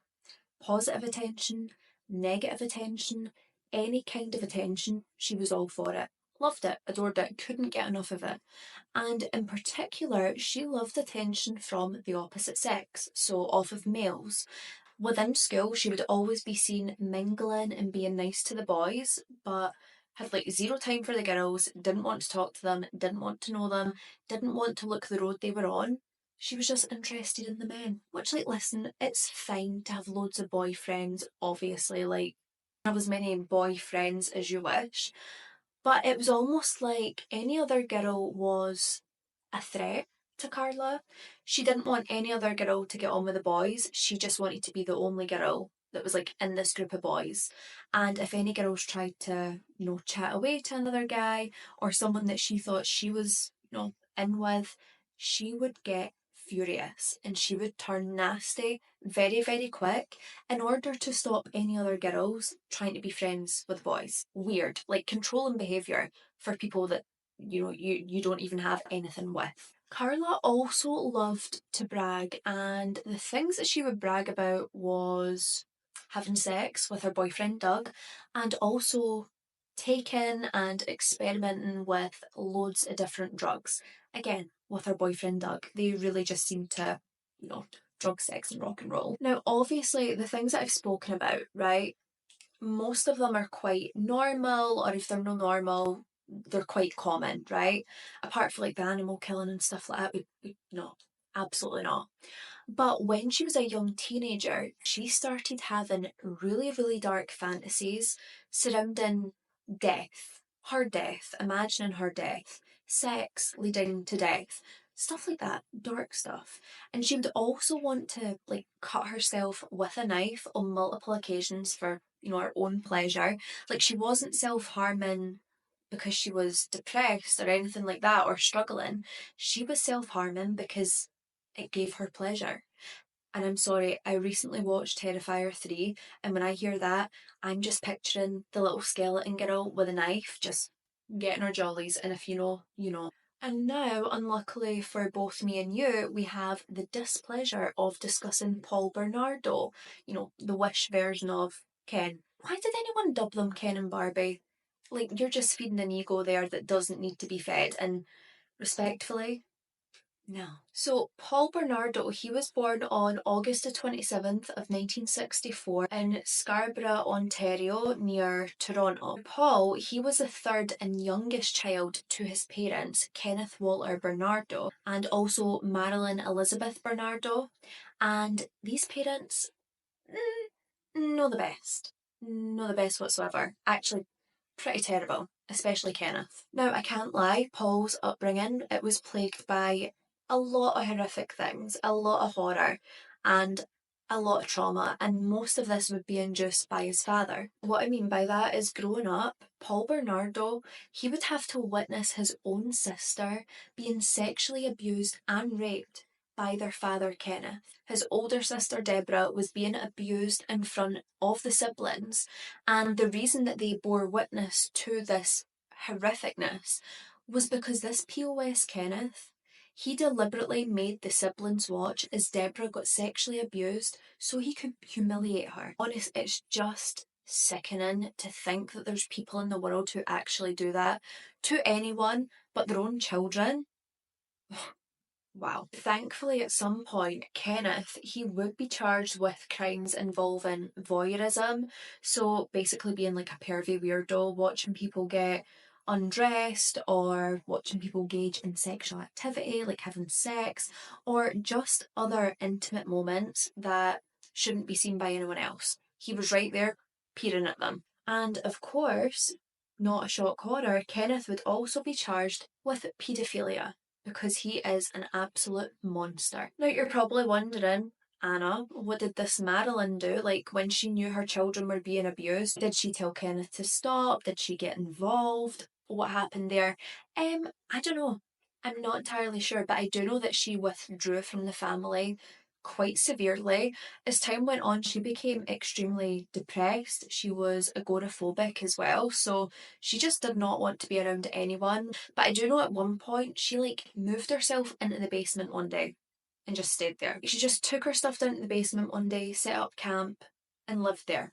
Now, despite the atrocities that Paul Bernardo had to witness at home, especially regarding his sister, the way his father was in general, like perving on people, and then the way his mother was, he actually presented himself quite well, actually really well to people. He was really good at pretending and playing the well-adjusted little boy. He was an active member of the Scouts in Canada, and this seemed to be something he really enjoyed and thrived in.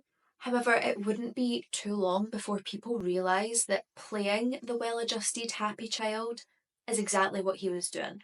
He was just playing that role, playing that character, because he was incredibly deranged and having such dark fantasies at such a young age. Deep down beneath the surface of Paul Bernardo, under that happy-go-lucky, positive, well-adjusted person, was an absolute monster just waiting to come to the surface. This boy, he was a pyromaniac with some of the darkest fantasies imaginable.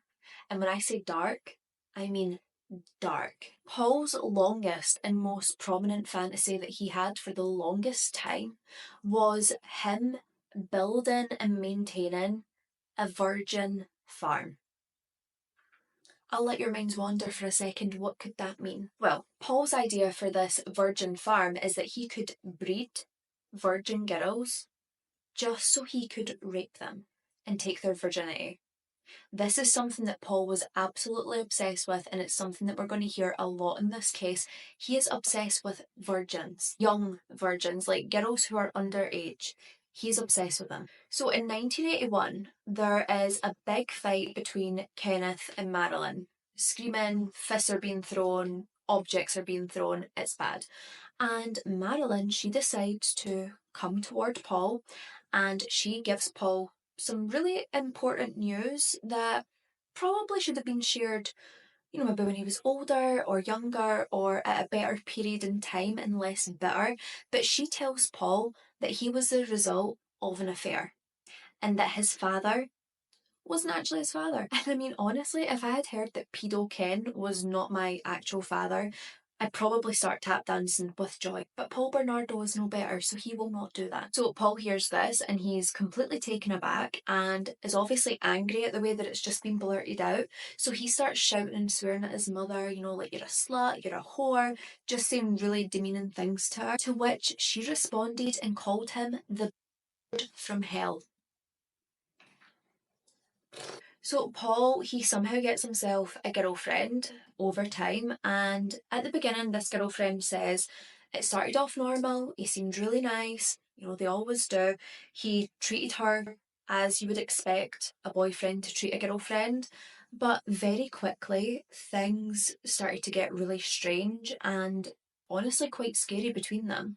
Paul would exhibit some extremely domineering behaviour. He was extremely controlling, he was nasty to her, and she was becoming increasingly afraid of him. So this just continues to get worse and worse, and eventually the young girl is thinking like, right, I can't do this anymore, we can't be together. So she ends the relationship, but when she ends the relationship, she moves on to Paul's best friend, which that's gonna stick. But also low-key deserved it, so So Paul, his ego is completely bruised at this point. And we all know what people like Paul do when their ego is bruised, they retaliate in the most outrageous ways.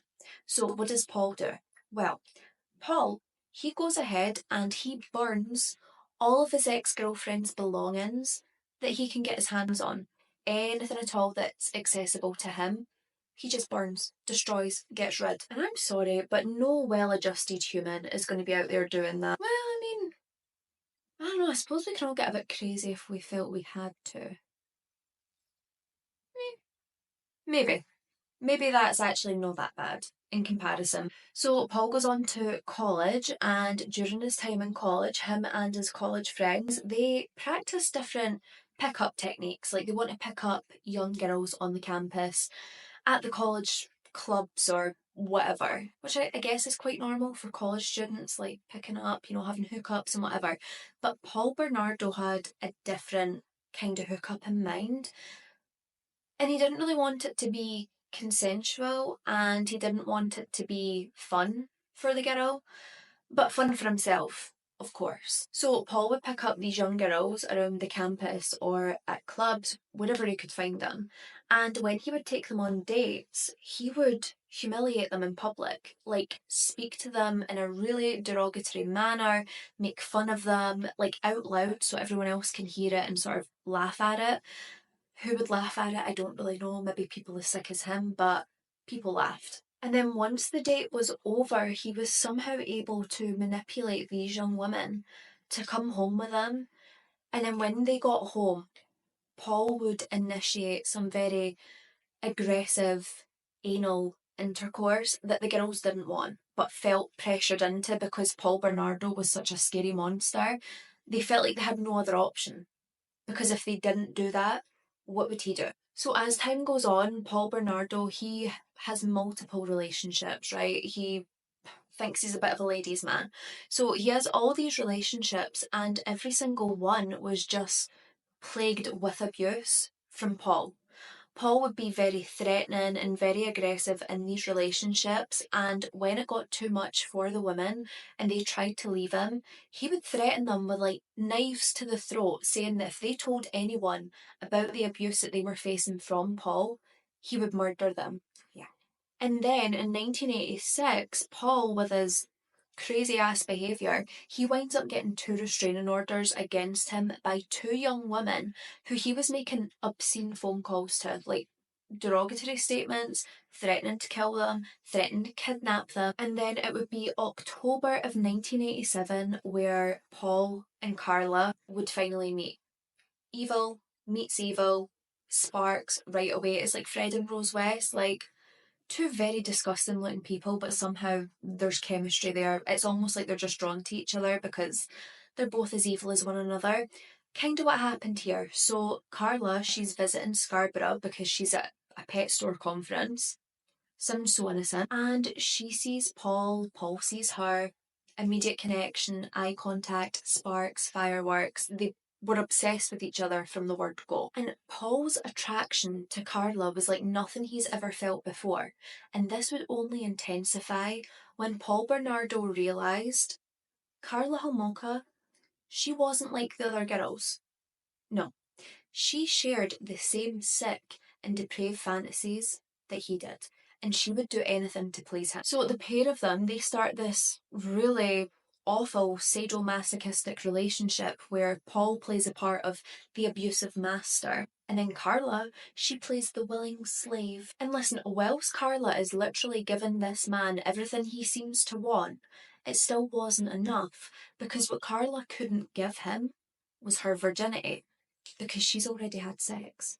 And this infuriated Paul, and it would be like a hot topic throughout the entirety of their relationship. He would just go on and on about like, oh, you're not a virgin. It really bothered him. He wanted her to be pure so he could make her not pure, you know? So after they have this big discussion and kind of talk about the fact that Karla can't completely satisfy him, that is when he decides that with Karla's knowledge and Karla's approval, he's just going to go around Scarborough raping as many young girls as he possibly can. And he was trying to find really young girls to try and guarantee that they were virgins, which is sickening. Now, it would be between 1987 and 1990 where Paul Bernardo would go on a serial rape spree. Like, he could not be stopped, and it just seemed every attack was getting more vicious and just depraved. So what he was doing is he would seem to like stalk young girls who were getting off buses late at night. So obviously it's dark, he can't really be seen, he can kind of stalk them from afar,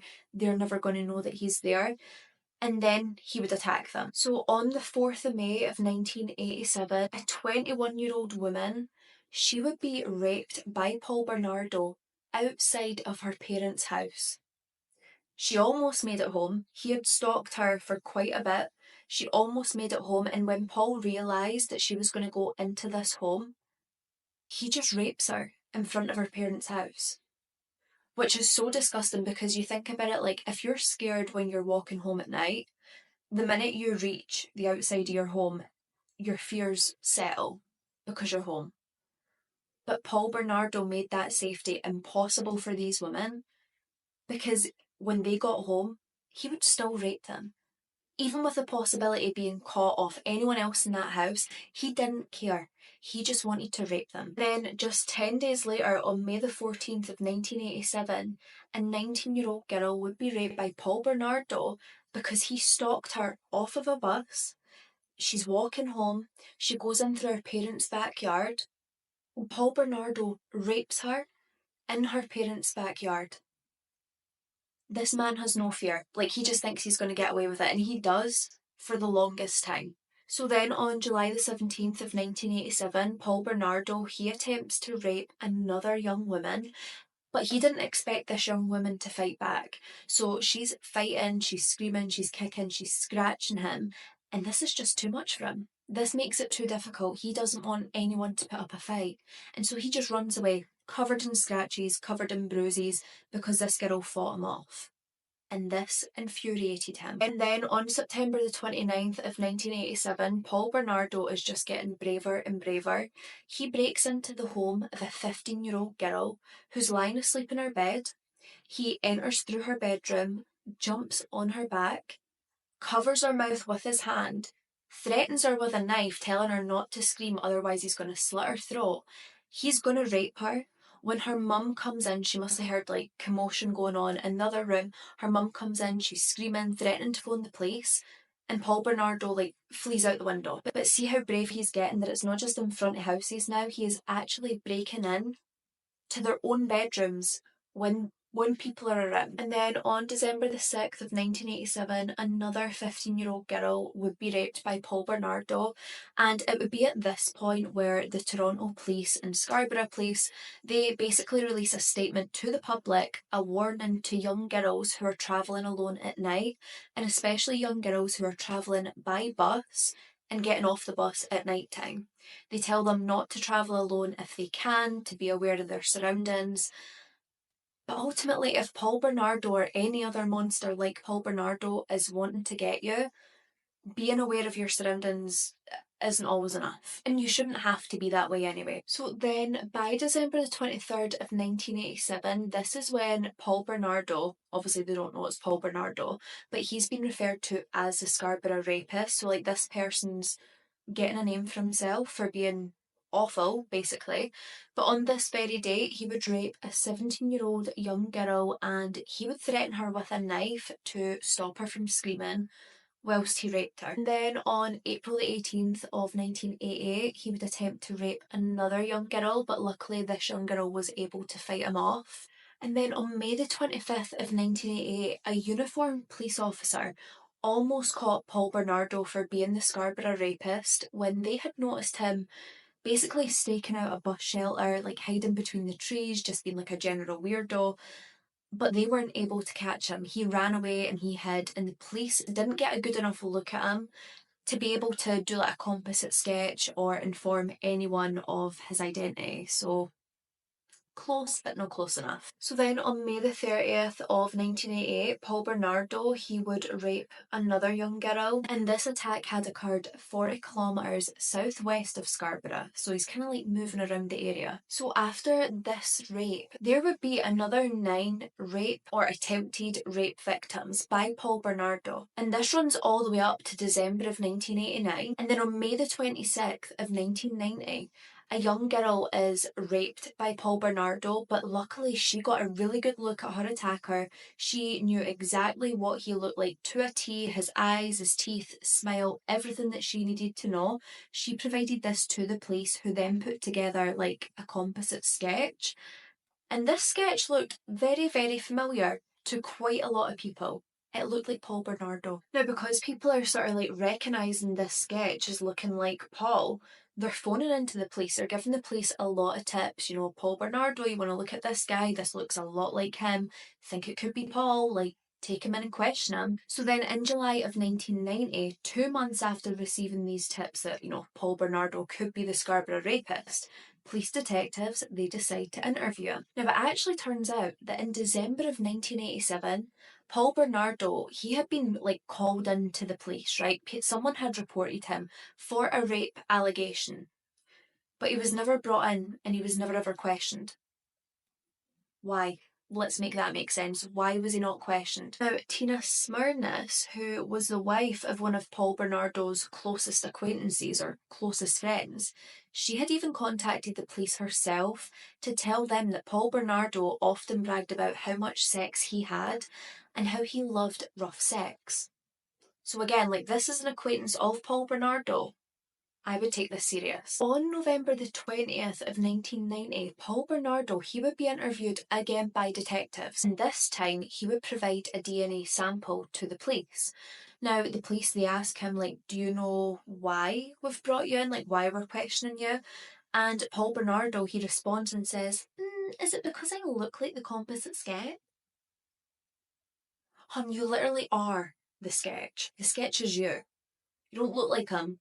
It's you. Anyway, time goes on. Paul and Karla, they wind up getting engaged, and to outsiders looking in who were close to them, they appeared to be this really happy, loving couple, and Karla's family really, really liked Paul. They thought he was really good for her, which would just be trust so misplaced because, well, we're getting there. Whilst to people on the outside, this relationship appeared very happy, very loving, inside the relationship was a completely different matter because Paul Bernardo, he was getting bored. He was getting bored of Karla because she wasn't a virgin, and he was becoming more and more annoyed that she wasn't a virgin. Like, it's not going to redo her virginity, so like, you should probably just like move on for that. Or if you can't get over it, then break up. Because it's not just going to like spawn overnight just because you want it back. But because she didn't have what he wanted, he started focusing his sexual attention elsewhere. Paul Bernardo became so obsessed with Karla's younger sister, who was only 15 years old, Tammy Homolka. So Paul, he comes to Karla and he's like, you know, kind of fancy a slice of Tammy if you wouldn't mind, because Tammy was a virgin, and I was expecting that Karla would be outraged, disgusted, reporting him to the police, kicking him out. But no.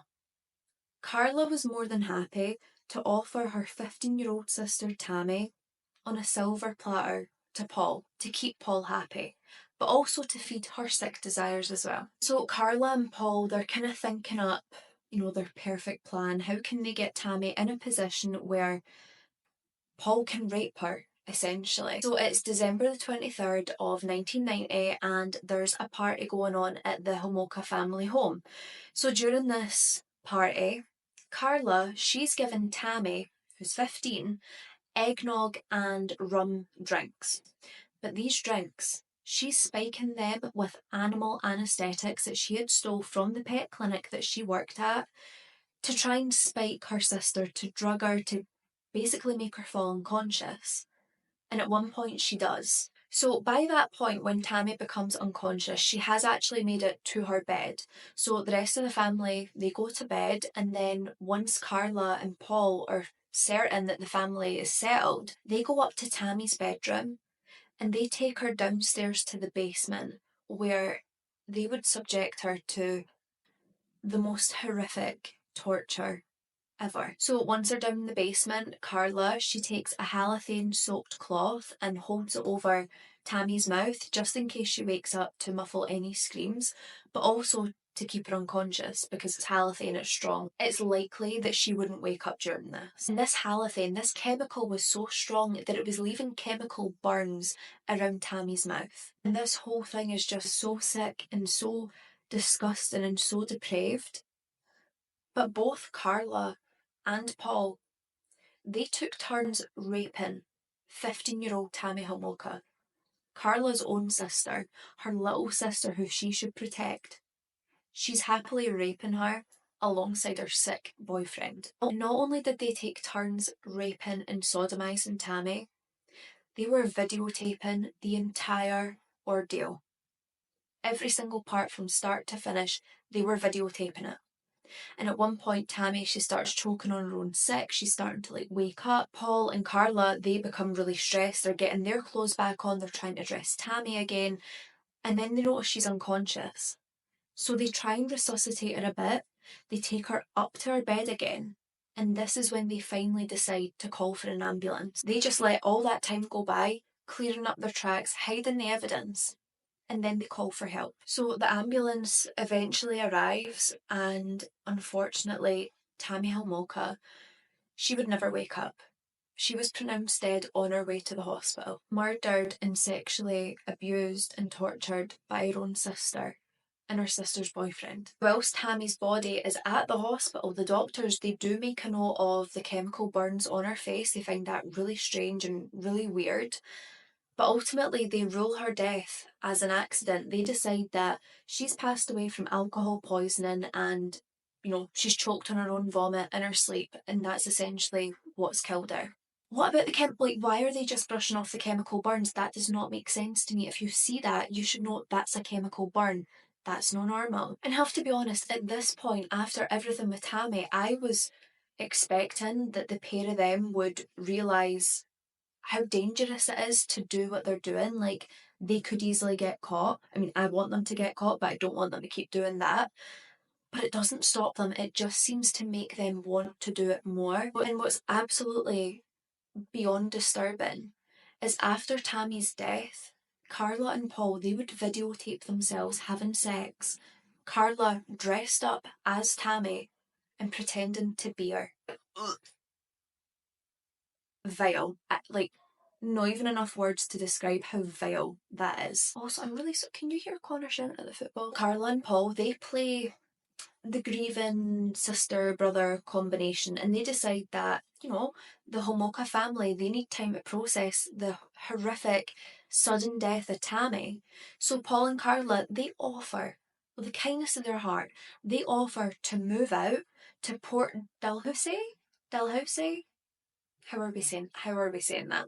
Can you tell me in the comments? Dalhousie? That's how we would say it in Scotland, but it sounds a bit too Scottish to be that. But they said that the reason they're doing this is to give the Homolka family space to grieve.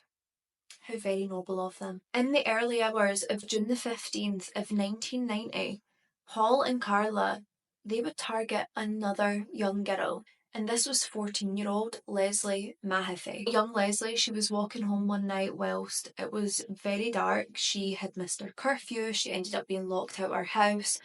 And this is when Paul Bernardo, who was driving by, would spot her. And the minute Paul spots Leslie, he is fixated on her, obsessed right away. So he pulls up alongside her, he approaches Leslie, and he goes on to tell Leslie that he's in the neighbourhood because he wants to break into the houses. And Leslie's just kind of alright, whatever. And she asks Paul if he has a cigarette. Now, for Paul, this is the perfect scenario because he doesn't need to try and lure Leslie. He just says to Leslie, oh yeah, I've got cigarettes, come over to my car. Now, as soon as Paul has her over at the car and has the door open, he attacks her from behind, he blindfolds her, forces her into the car, and then drives back to his and Karla's home. And I do need to say, in this situation, I don't know how, but Paul Bernardo was able to kind of conceal his identity up until this point. I don't know if he had like a hood up or, popped a collar, I'm not sure, but he was concealing his identity from Leslie at this point. Now, once he gets home with Leslie, Paul and Karla, they would go on to commit the most horrific and heinous sexual torture that you can even imagine. And the things that they were saying on this videotape, they videotaped the whole ordeal. Okay, Leslie screaming in pain, crying, begging for them to stop. And Paul's just telling Leslie, like, you're doing a good job, Leslie. You're doing a damn good job. The next 2 hours is going to determine exactly what I do to you.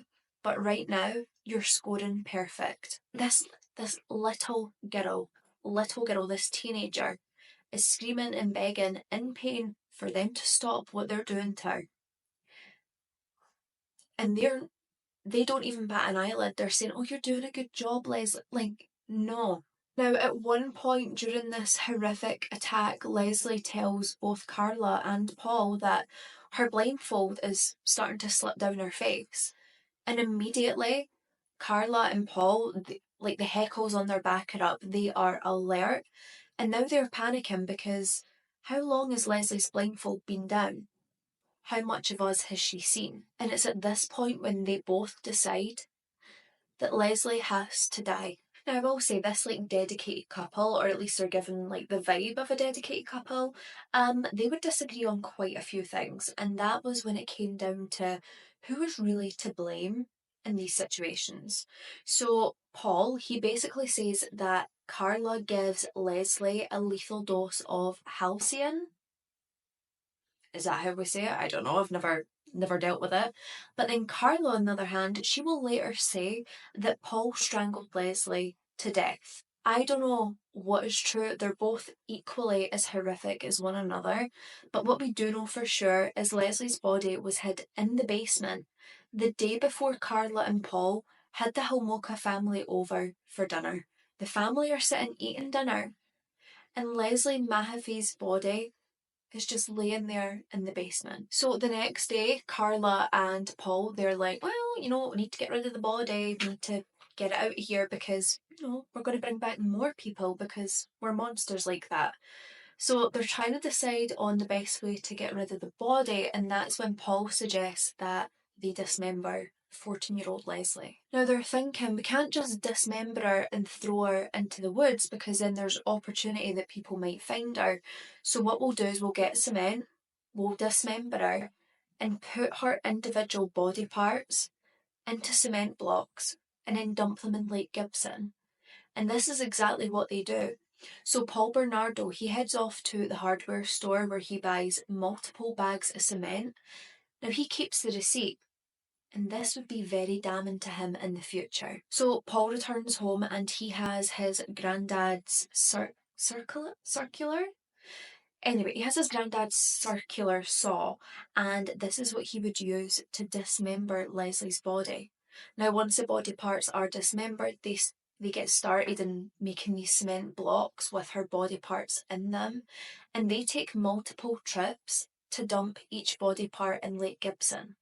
Now, the only thing is, it does say that they weren't able to drown a certain part due to its weight. Now, it says it was 90 kilograms, so 200 pounds?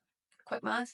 They could use me in Tulsa. If you get that reference, let me know. They weren't able to drown that part, and that doesn't make sense to me because surely the heaviest part would drown, but I don't know if it means that they couldn't lift the brick to where it had to be. I'm not sure. If you know, let me know. And you would think, after everything that's happened, like the death of Tammy, Leslie, is this not enough? Does this not curb the appetite for, I would hope forever, but at least a while? But doing all of this just made Paul and Karla want to do it again and again and again. They had this hunger and thirst for murder. So 6 months after the horrific murder of Tammy Homolka, Paul and Karla, they end up having this lavish wedding ceremony at Niagara Falls. And I mean lavish, they're both entered in a white horse-drawn carriage. They go all out. It's crazy. And they're doing this all the while knowing the crimes that they've committed, the fact that her little sister should be at her wedding, but they murdered her. But they just have this big day, like everything is perfect. And obviously, with a wedding, you do wedding vows, and Paul Bernardo, he basically told Karla Homolka what to say. And he wanted her to vow to love, honour, and obey him. And she did that. She vowed to that. Whipped. Now, their wedding was on June the 29th.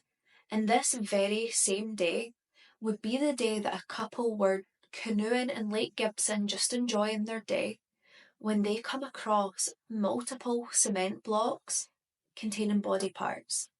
And this, of course, as we know, was the body of Leslie Mahaffey. Not only had Karla, vowed to love, honour and obey Paul, she also made a private vow to him as well. And this vow is that she would provide him with all the young girls he desired. But not too long after their big, lavish, great wedding, Karla, she would invite a young girl out on a girls' night out, and this girl is referred to as Jane Doe. So this girl, she goes on the night out with Karla, and Karla, of course, is spiking her drinks yet again with animal anaesthetic. Now, when she notices that Jane Doe is losing consciousness, she decides this is when it's time to head home. But Jane Doe wouldn't be going to her home. She'd be coming back to Paul and Karla's. So Karla gets Jane Doe back to her and Paul's house, and Karla just seemed incredibly hyped and excited for this murder and this torture that they were about to inflict. And she actually insisted to Paul Bernardo that she gets to rape this young girl first.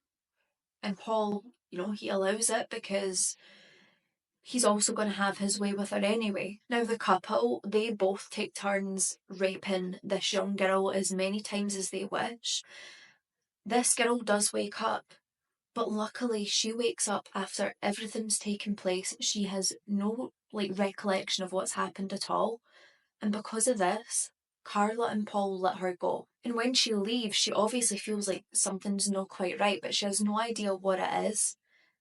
But devastatingly, she would find out a lot later exactly what happened to her that night. So then on April the 16th of 1992, the couple, they're driving through St. Catherine's, and the reason that they're driving through St. Catherine's is specifically to look for their next victim. As they pass the Holy Cross Secondary School, they spot 15-year-old Kristen French. So the couple, they are immediately fixated on Kristen. They want her to be their next victim, and they think fast. So they go into the Grace Lutheran Church parking lot. They pull up in there. Karla gets out the car, she's holding a map, and she's kind of looking like she needs assistance. And when Kristen is walking by, Karla asks her, can you help? Can you point me in the right direction?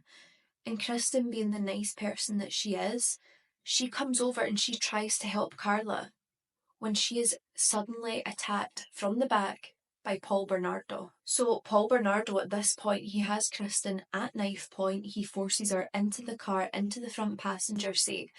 And Karla Homolka, she's sitting behind this young girl, pulling on her hair in the back seat. She says this is to subdue her, but I honestly just think it was a bit of extra torture for this young girl to endure. Now, Kristen's parents, as soon as they realise that Kristen hasn't returned from school, they immediately have this overwhelming feeling that she's met foul play. They just have a feeling that something is really wrong. They contact the police, they report her missing, and immediately the police are concerned as well. So the police, they decide what they're going to do is go and search the route that Kristen would take to get home from school. So they're searching this route, and this is where they come across eyewitnesses who stated that they witnessed the abduction firsthand. Why didn't they report it? Why would you not report seeing an abduction of a young girl with two grown adults? Listen, maybe they did and it's not in the sources, I don't know, so I can't judge too much because I'm not entirely sure, but it just seemed really weird to me. But anyway, so the police, they go to the Grace Lutheran Church parking lot, and this is where they would find one of Kristen's shoes. And immediately everyone is just thinking the worst, and they would be correct. Now, over the Easter weekend, Karla and Paul, they videoed themselves raping and torturing young Kristen. They were plying her with massive amounts of alcohol to try and keep her unconscious, try and keep her under their control. And the following day, they decide that they're going to murder Kristen before they head away to a family dinner at Karla's parents' house. And then on April the 30th of 1992, Kristen French's body would be found in a ditch in Burlington. She was completely naked. Her body had been washed and her hair had been completely chopped. And the reason that her hair had been cut was to try and disguise her appearance to make it harder to identify her. I'm gonna have to try a bit harder than that. Like a haircut, hardly a huge change. So Karla and Paul, both of them would actually end up being questioned in relation to the Scarborough rapist. They were also questioned about Tammy Homolka's death, and Bernardo was also questioned regarding his general perviness and stalking women. But somehow they were both deemed to be unlikely suspects, and so they weren't looked into any further at this point. And then in May of 1992, as if these weirdos aren't weird enough, Karla and Paul, they decide that they want to change their surname to Teal. Now, the reason for this is there was a 1988 serial killer film. The serial killer's surname was Teal. It was called Criminal Law, and they decided they wanted to be like the serial killer, so they wanted to be Paul Teal and Karla Teal. And this name change would eventually go through. And then, by the end of May in 1992, one of Paul's acquaintances, yet again, they come forward and they say that police really should look at Paul Bernardo as a suspect in these murders. His own acquaintances are saying it, his own friends are saying it. Can we please just thoroughly investigate the guy? And then, in December of 1992, Karla Homolka, she was brutally and savagely beaten by Paul Bernardo with a flashlight. Now, this beating was so bad she wound up with severe bruising and it even landed her in hospital. So while she's in the hospital, she tells the staff and, makes a statement saying that she had been in a car accident, that's where the wounds had come from, nothing to worry about. Now, the hospital, they believe this story, and with that, they discharge her and they let her go home. So then on January the 4th of 1993, she goes back to work. And immediately the colleagues notice the bruising and the wounds to her. And when Karla relays the same story to say that she was in a car accident, they're not buying it. They believe that she might be in immediate danger. They don't know that Karla Homolka's a scumbag herself. So they end up going to Karla's family, they phone them, they say that they're very concerned and that they think Paul Bernardo might be abusing her. Now with this, Karla's auntie goes over to Paul and Karla's house and removes Karla from the family home. So once they've taken Karla out of the house, they go to St Catherine's General Hospital, and this is when Karla would provide a statement claiming that she was a battered spouse, that she was being consistently abused by Paul Bernardo. Convenient. And listen, she might have been, which is, in any other situation would be horrific, but it's hard to feel sorry for someone who is a complete evil monster. I do not feel a tiny bit of empathy for this woman. So it's 26 months after Paul Bernardo had given that original DNA sample when Toronto police are informed that his DNA sample is a direct match to the DNA of the Scarborough rapist. So they decide that they're going to put him under 24-hour surveillance. So then on February the 9th of 1993, Karla Homolka, she would be interviewed by the sexual assault squad in relation to the possibility that Paul Bernardo was the Scarborough rapist. But she didn't want to talk about that. She just wanted to talk about herself and her abuse, the abuse that she had apparently endured from Paul. And what I see here is her trying to paint the picture of being the unwilling victim. And I'm not buying it. Well, of course I'm not, because I know the case, but, stuff. Now, at this point, Karla must feel like the walls are closing in, because she tells her auntie that very night that Paul Bernardo is in fact a Scarborough rapist, but not only that they both raped and murdered Leslie and Kristen, and that they had videotaped the entire thing. Which, of course, is leaving her auntie completely horrified, and her auntie's thinking, we need to get you a lawyer and you need to speak to someone. Her auntie was also saying to her, like, hopefully she would get immunity because she's like the battered spouse, but also because she would cooperate with the police and with the investigators. So Karla, she would proceed to meet with a Niagara Falls lawyer by the name of George Walker. When she meets with George, she is basically seeking legal immunity. Like, she doesn't want to, face any charges. If she cooperates with the police, she tells him about the rapes, the tapes. I didn't mean to rhyme there. I'm just such a poet. Now, obviously, George Walker is acting in her defence, so he has to, kind of question, can Karla be granted immunity if she is telling the truth about the victims, the rapes, the murders? What can they do for her? And he basically gets confirmation that because Karla Homolka was like a willing participant in these murders and these rapes, there is zero chance of her being immune. There is just no possibility. It's impossible. So she would have to face some sort of repercussion for the part that she's played in the murder and the rapes. So then on February the 17th, Paul Bernardo, he's eventually arrested and he's served with a search warrant for his home. Now, this search warrant actually came with limitations, so it meant any evidence that they weren't expecting to see or wasn't documented, they wouldn't be able to take out of the house. So if they found any tapes, they would have to watch and listen to them in his home. So this search lasts 71 days and they're only able to uncover one tape.